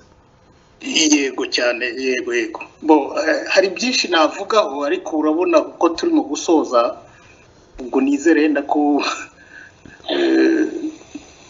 niba twagize ikiganiro cyiza, ubwo ndumva wazongera ukantumira yenda tukabivugaho mu buryo burambuye. Kuko ibyerekeranye n'amateka yaziritse hariya hantu yo ni maremare, bisaba ubucukumbuzi, bigasaba ko nkanjye sinkuze cyane ku buryo hari abakuze wazashaka bakakubwira rwose amateka yimbitse, paswe ngo ndabivuga kubera ko ni amateka yagirira akamaro ari n'abakuze, cyane cyane n'aba babyiruka nk'uko wari ubivuze, mbese ahazaza h'u Rwanda. Hari akajambo mu Rwanda bajya bakoresha bavuga ngo utaza wava ntamenye yajya. N'amateka yacu nitutayavuga uko ari, uko azwi, atagoretswe, ndumva byadufasha muri iki kiganiro cyacu twavuzeho, byadufasha mu kwiyunga, byadufasha mu kunga ubumwe, kandi twese nicyo duharanira. Ku giti cyanjye sinjya nabona impamvu abanyarwanda muri rusange ntacyo dupfa, icyo dupfa ni iyi politiki. Ubwo biratuma nsoreza nyine kuri ibyo bya politiki na opposition mwavuga ngo iyo point ibirangiye, nuko ngiyo nyireba wahoze uvuga ngo kurebera mu ndorerwamo. Ngiyo ndi kureba politiki nyarwanda, yaba iya kera yaba n'uyubu, usanga ari politiki yo guhangana, gupingana. Ariko iya kera ushatse iya kera ushatse kuvuga guhera ku gihe cy'abakoroni cy'amashyaka avuga, nicyo ushatse kuvuga? Igihe nyine twarimo tuvuga opposition, ni igihe okay. Birumvikanye. Iyo uvuze iya kera tujye dushyiraho izo precision, ivuka ry'amashyaka abantu bahanganye. Nagize ngo biri bwumvikane ko turi topic yuko nyine politiki irimo opposition, naho naringize urumva. Donc usanga ari ibintu byo guhangana, gupingana, noneho mu magambo make bikaba ya politiki yavaho nanjye njyeho, urumva. Nuko njye nyibona, niko mbibona njye. Gatebe gatoki. Voilà, ni politiki y'agatebe gatoki. Noneho ukaba wakwibaza uti se ibi bintu bizatugeza hehe? Ubwo ndagaruka kuri bya nyine bizamo ibyo by'ubutabera, bizamo ibi byahezo hazaza h'u Rwanda, bikazamo n'ayo mateka bagoretswe, kuko ugiye ku butegetsi ahita hanagura ibyo wakuyeho, akabizimangatanya burundu, cyangwa se ugasanga hajemo ibyo gusebanya, bati no iyi leta yavuyeho yakoze ibi, yagize yisha abantu, yagize gute, ntiyategetse neza, ntiyakoze neza. None ukibaza uti se ngarutse kuri ibyo bya opposition y'ubu nayo, reka twemere ko ifite inzira izatujya, ese aho yo nayo igezeho ntabwo nawe wasanga ahubwo irushije ya regime ivanyeho, ahubwo ikaza ifite ubukana bya bindi byo kwihorera twahoze tuvuga, cyangwa se byo kugira ngo nabo bumva ikiganiro ni ukunyihanganira, bikaba byanjye narishonje, ariko reka mbanze ngire icyo ndya, nimara guhaga yenda nibwo nzarekera abandi. Donc ugasanga tujura abantu bahoze muri opposition. Ni izo mpungenge ngiye ku giti cyanjye n'abafite. Ngaruke rero ku mateka y'iwacu. Ntabwo byoroshye, nk'uko wabivuze, muri komine Giti, kariya karere birazwi, ntabwo ari ibintu umuntu yahimba.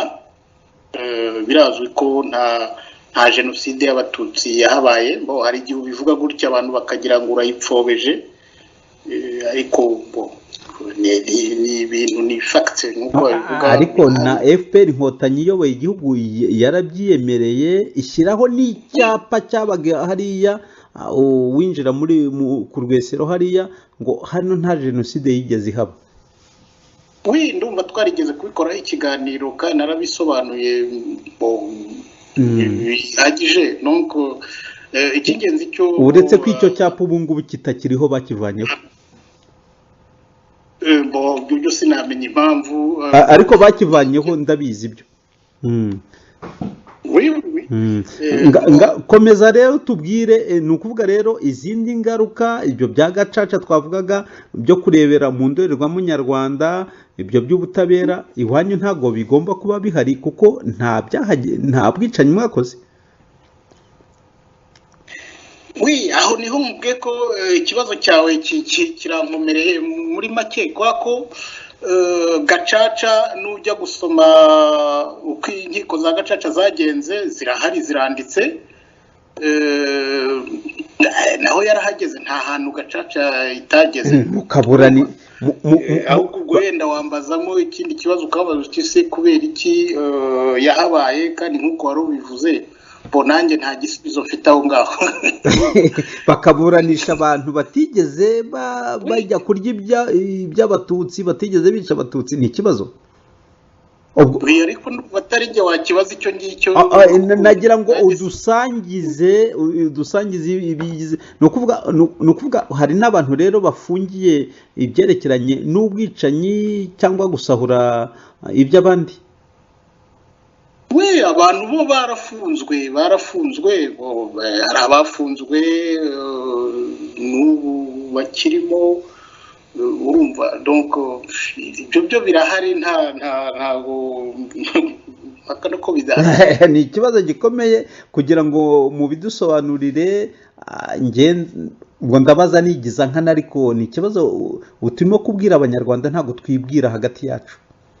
Nkuba Miyeri Nkuriza ntabwo ibyo yarabizi ariko iyo ngize amahirwe nkabona nk'umuntu uhavuka ufite abaturanyi cyangwa abamenyi inshuti wenda bafite abavandimwe bafunze cyangwa se baciwe ibyo ngibyo byo muri gacaca ntabwo nabireka utabisangije nka Miyeri Nkuriza wo mu Nduga kugira ngo yumve mu Buganza bw'amajyaruguru cyane cyane igitaho ngaho y'intangarugero bavuga kandi tuzagarukaho no mu bindi biganiro uburyo noneho ubutegetsi iyo bugiyeho butekinika bigacanganyisha abantu.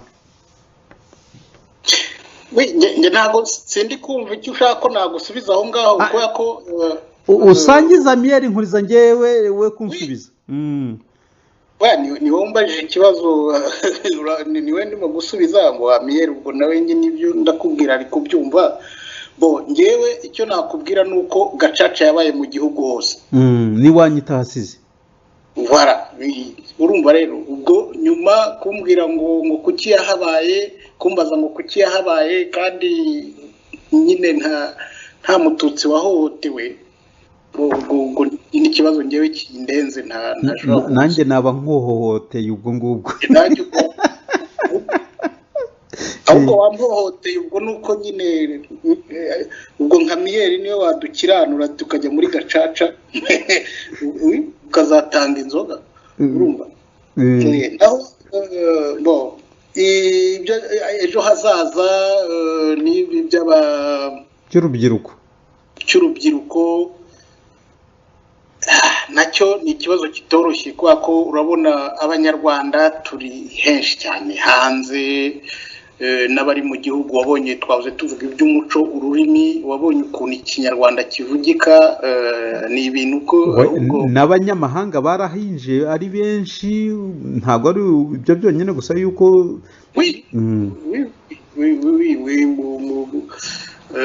nahoze ndeba hari aka reportage nahoze ndeba uyu munsi k'umuntu w'umusaza w'umubirigi donc washatse abagore baramunanira n'iki ariko ageze ati ngomba kujya mu Rwanda.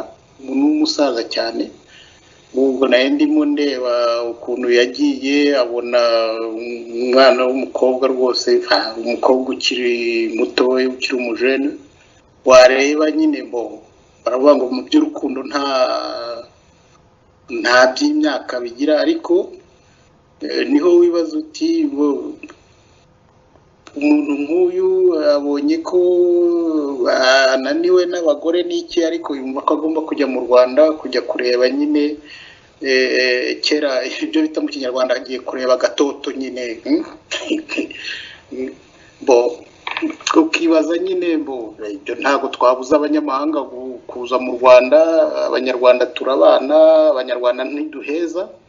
Nkeka ko ariyo mpamvu usanga abanyamahanga niyo uganiye na hano hose i Burayi ari no muri Afurika, nyine biriya bihugu byo muri Afurika, cyane cyane Afurika do l'Ouest, uvuga u Rwanda ukabona abantu bose u Rwanda ni byiza ko ruvugwa, ni byiza ko rusurwa, ariko nge icyo navuga nuko twebwe abanyarwanda tugomba kwerekana ko dufite umuco, kandi uwo muco tugomba kuwusigasira. Nitwumve ko ngo kwako turi kuvuga ngo vraiment ngo so n'ibiki tubivanga n'ikinyarwanda, ngo tuba turimo kwica umuco wacu. Nibyo nahoze mvuga ko ikintu cya mbere kiranga umuco ni ururimi.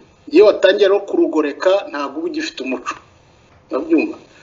Aho hantu akaba ariho ngira ngo abatwumva nyine babe bahumva neza, kubera ko niba abanyarwanda dushaka vraiment gusigasira umuco wacu, ni ururimi, ni umuco wo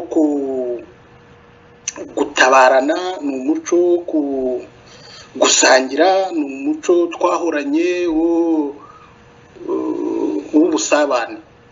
Hari byo bintu bishobora gutuma ibyo wavugaga nyine by'ubwicanyi, byo kubeshyerana, byo guhemukirana byacika, ugasanga turongeye twunze ubumwe nyine, tutanagomba no gushyiraho minisiteri. Niyo abantu bunze ubumwe, ndumva ntabwo byaba ari ngombwa ko hajyaho iyo minisiteri. Ndumva kuri icyo icyo nabivugaho. Ejo hazaza ubwo nanjye naba mbaye umupfumu cyangwa umuhanuzi. Pfumura twumve. Ndoya ntago ndagura, ntago mu muryango wanjye ntawabyigeze kurumva byangora. Ubwo ngubwo mwajyaga muza kuraguza iwacu hariya za Gikoma n'ahandi. Komeza. Simbizi, njye sinarigeze mbikora. Urumva njye ubwo ndirinda kuba umuhanuzi. Noneho rero niba uvuye aho ngaho, ikibazo cya nyuma dusoze, nakubazaga inti nacyumvise, ni icyerekeranye n'ubutabera. Wavuzemo Karasira, uvugamo uriya Indamage. Icyo nakubwira ni uko nanjye mbikurikira kuri za media nk'abandi bantu bose, imbuga nkoranyambaga. Yego, mbibona gutyo. Icyo nabonye ni uko ari Indamage, ari Karasira bamenyekanye kubera ziriya chaîne YouTube bari bafite, bavuga ibintu nyine bo babona. Ni nk'uko turi mu kiganiro nyine, niko babibona, niko babibonaga. Baza guhura nyine n'ubutabera. Nibyo twaze tuga bya opposition. Ifo kumenya niba uvuze ikintu, ukamenya ukibwira, ukamenya n'ingaruka bishobora kugira. Mu kibazo cyawe rero wenda hari icyo ntumva neza. Bishatse kuvuga yuko ibyo bintu ubivuze mu kiganza, ndabizi kuri umuganza, ukamenya ubibwira n'icyo ushaka kuvuga n'iki byose, bivuze yuko bagomba kuvuga baguna. Kuko mu Kinyarwanda bya kera, mu bya bindi by'ubutabera twavugaga n'ubwiyunge n'ubumwe, wavugaga icyo utekereza, hanyuma umuryango abo ngabo bahateraniye bakagucira urubanza bararamye. wowe urashaka rero kutubwira uti ibintu byarahindutse mwoge magazi. Oya ntago ari uko nshaka kubyumva. Icyo nshaka kukubwira ni uko mu kinyarwanda, mu muco wa kinyarwanda, iyo umuntu wavugaga ikintu urabona barataramaga, ni urugero, sibyo? Muri icyo gitaramo washobora kuvuga ijambo ugasanga hari undi uryumvishe nawe. Urabona hari ibyo bitangwa igifura, donc umuntu wahitaga arakara vuba, sibyo? Donc hari ijambo mu kinyarwanda ushobora gukoresha kuvuga nyir'ubwite akaryumva nabi. Noneho yaryumva nabi biterwa n'ingufu afite, ugasanga bikugizeho ingaruka. Noneho yenda nk'abandi nk'uko mubwira ko tugarutse kuri abo twavugaga Karasira na Ndamage, noneho ugasanga hari abari kubyumva neza ko yavuze neza, ariko hari n'ikindi gice cyumva ko batavuze neza. Urabyumva? Naho navuga ko ingorane bagize nuko yenda batarabumvise neza ibyo bavuze, message batanze aribo batumye bari aho bari uyu munsi. Ushatse kuvuga ubutegetsi ntago bwabumvise neza, tujye tubivuga mu magambo yabyo.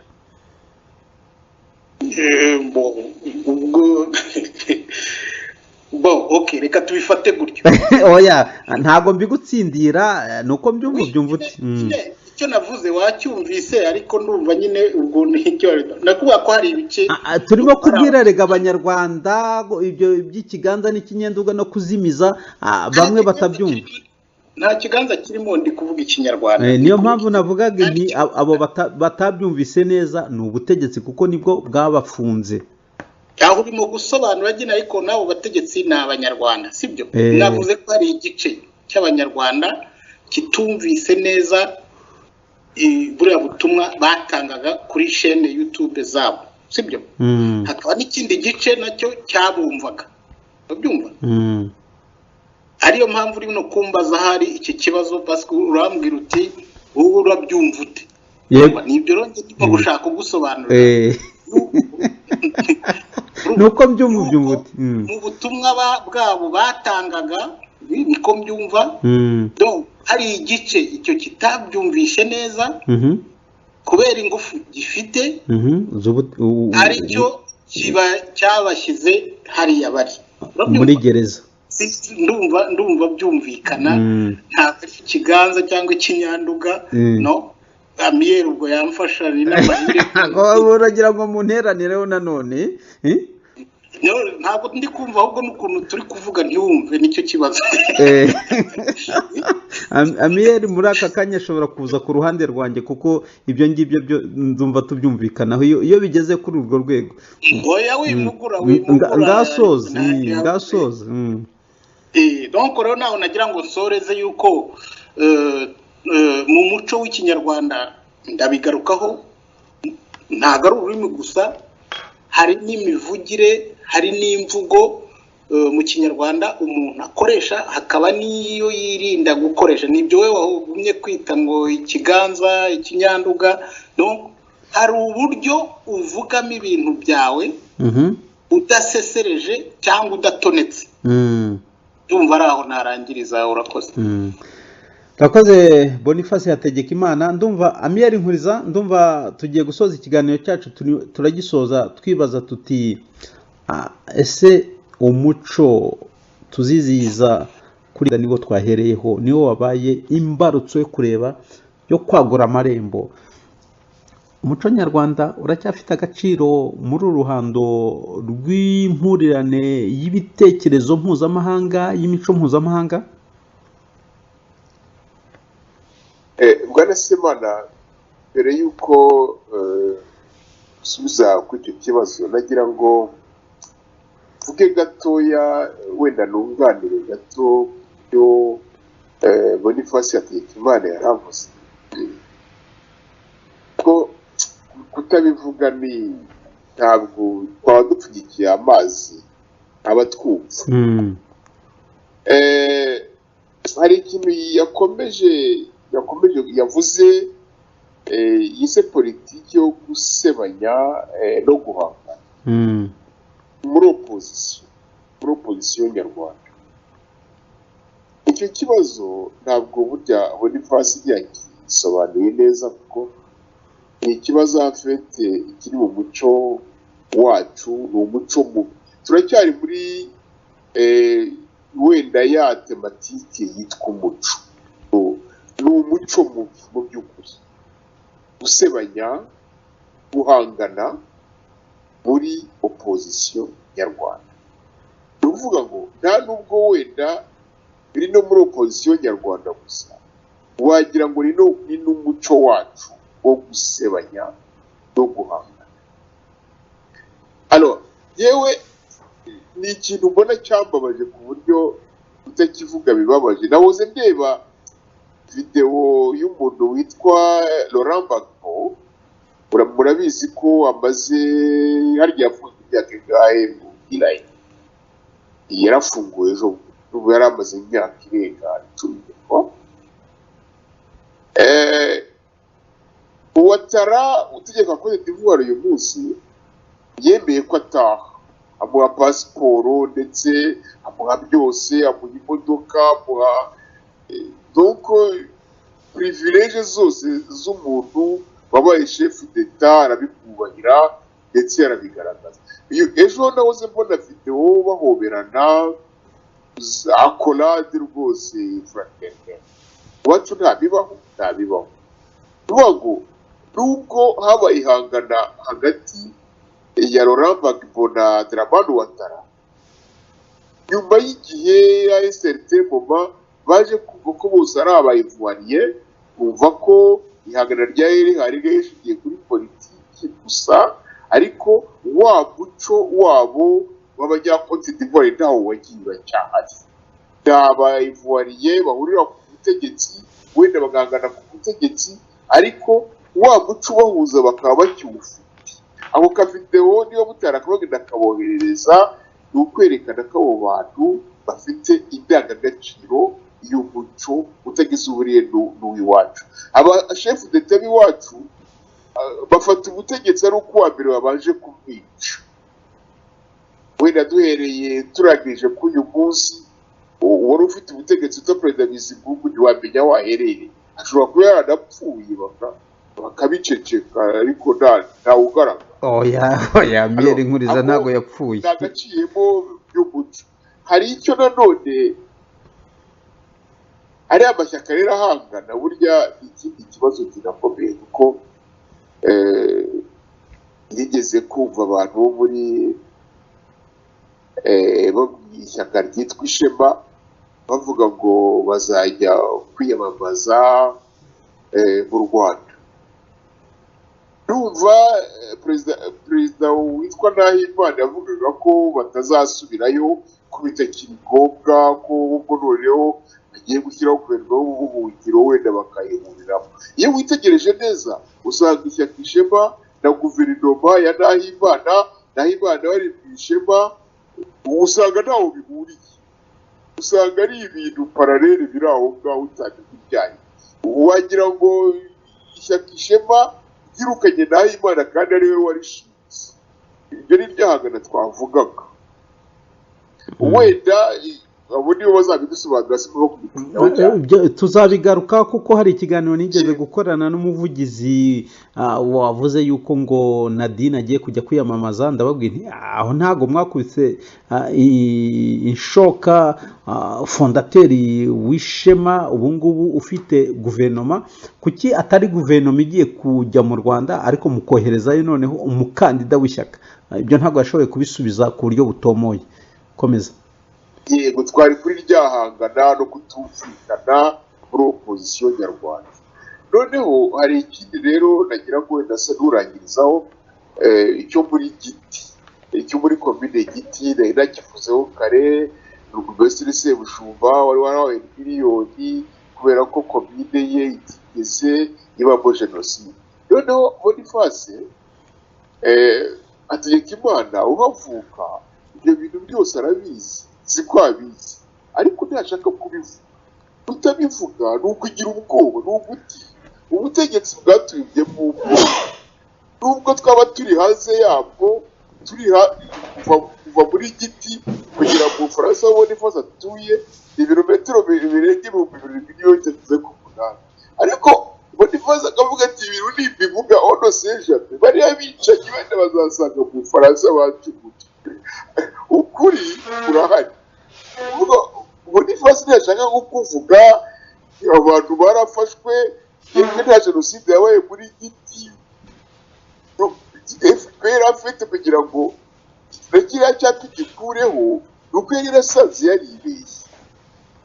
yaribeshye kuko politiki ya FPR igendera kuri jenoside yakorewe abatutsi kandi bo bavuga ko jenoside yabaye igihugu cyose no kuvuga ko muri giti itigeze ihaba c'est une erreur politique FPR yakoze au départ ikaba igomba kuyirectifier nuko bimeze nuvuga ngo ndakira igemo bahaye Sebushumba bashobora kuba baranakibwa mpozi twaribeshye muzi ko banamujujije bo baragize bakamurekura ndumva ari uboroteretse aho ngaho nuvuga ngo ubutegetsi bwa FPR uko bumeze bugomba kwerekana ko jenoside yabaye igihugu cyose ko no muri giti yahabaye nubwo yari yaribeshye ko nta bantu bigeze bayikora batuye kuri giti ukuri ni uko nguko nta kindi kagira ngo rero nyine sobanure neza ko Boniface yagendeye ku magi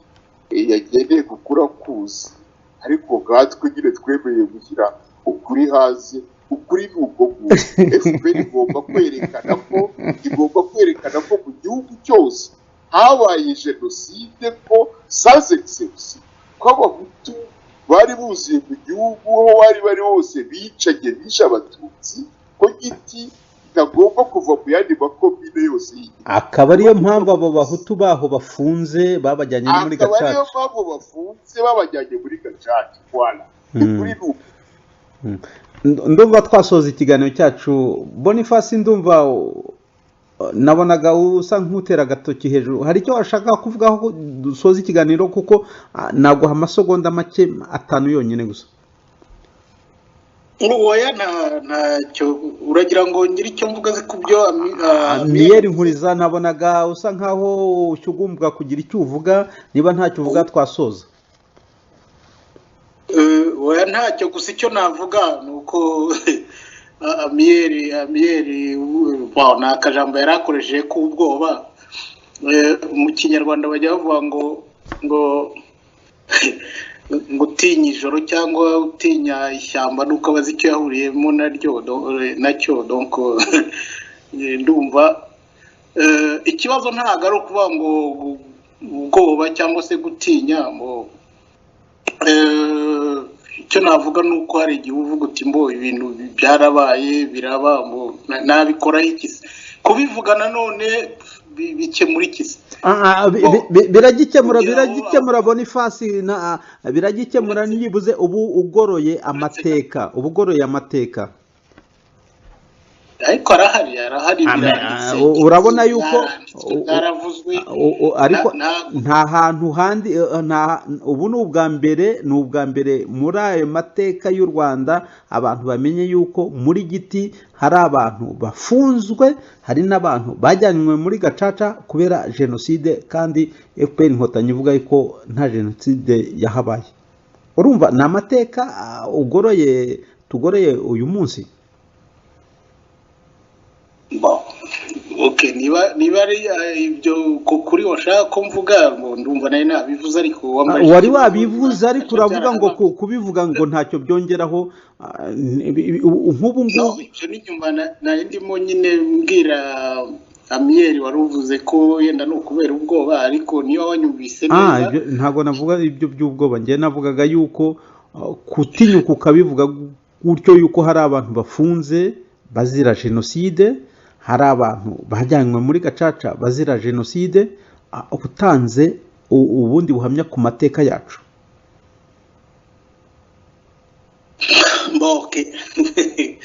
reka dusoze reka rero mbashimire mbanze nisegure ku bakunzi b'ikiganiro uko mbyumva ubyumva ute kuko cyabaye kirekire ariko muzabyumva nyine muri ibi bice bibiri bitandukanye kugira ngo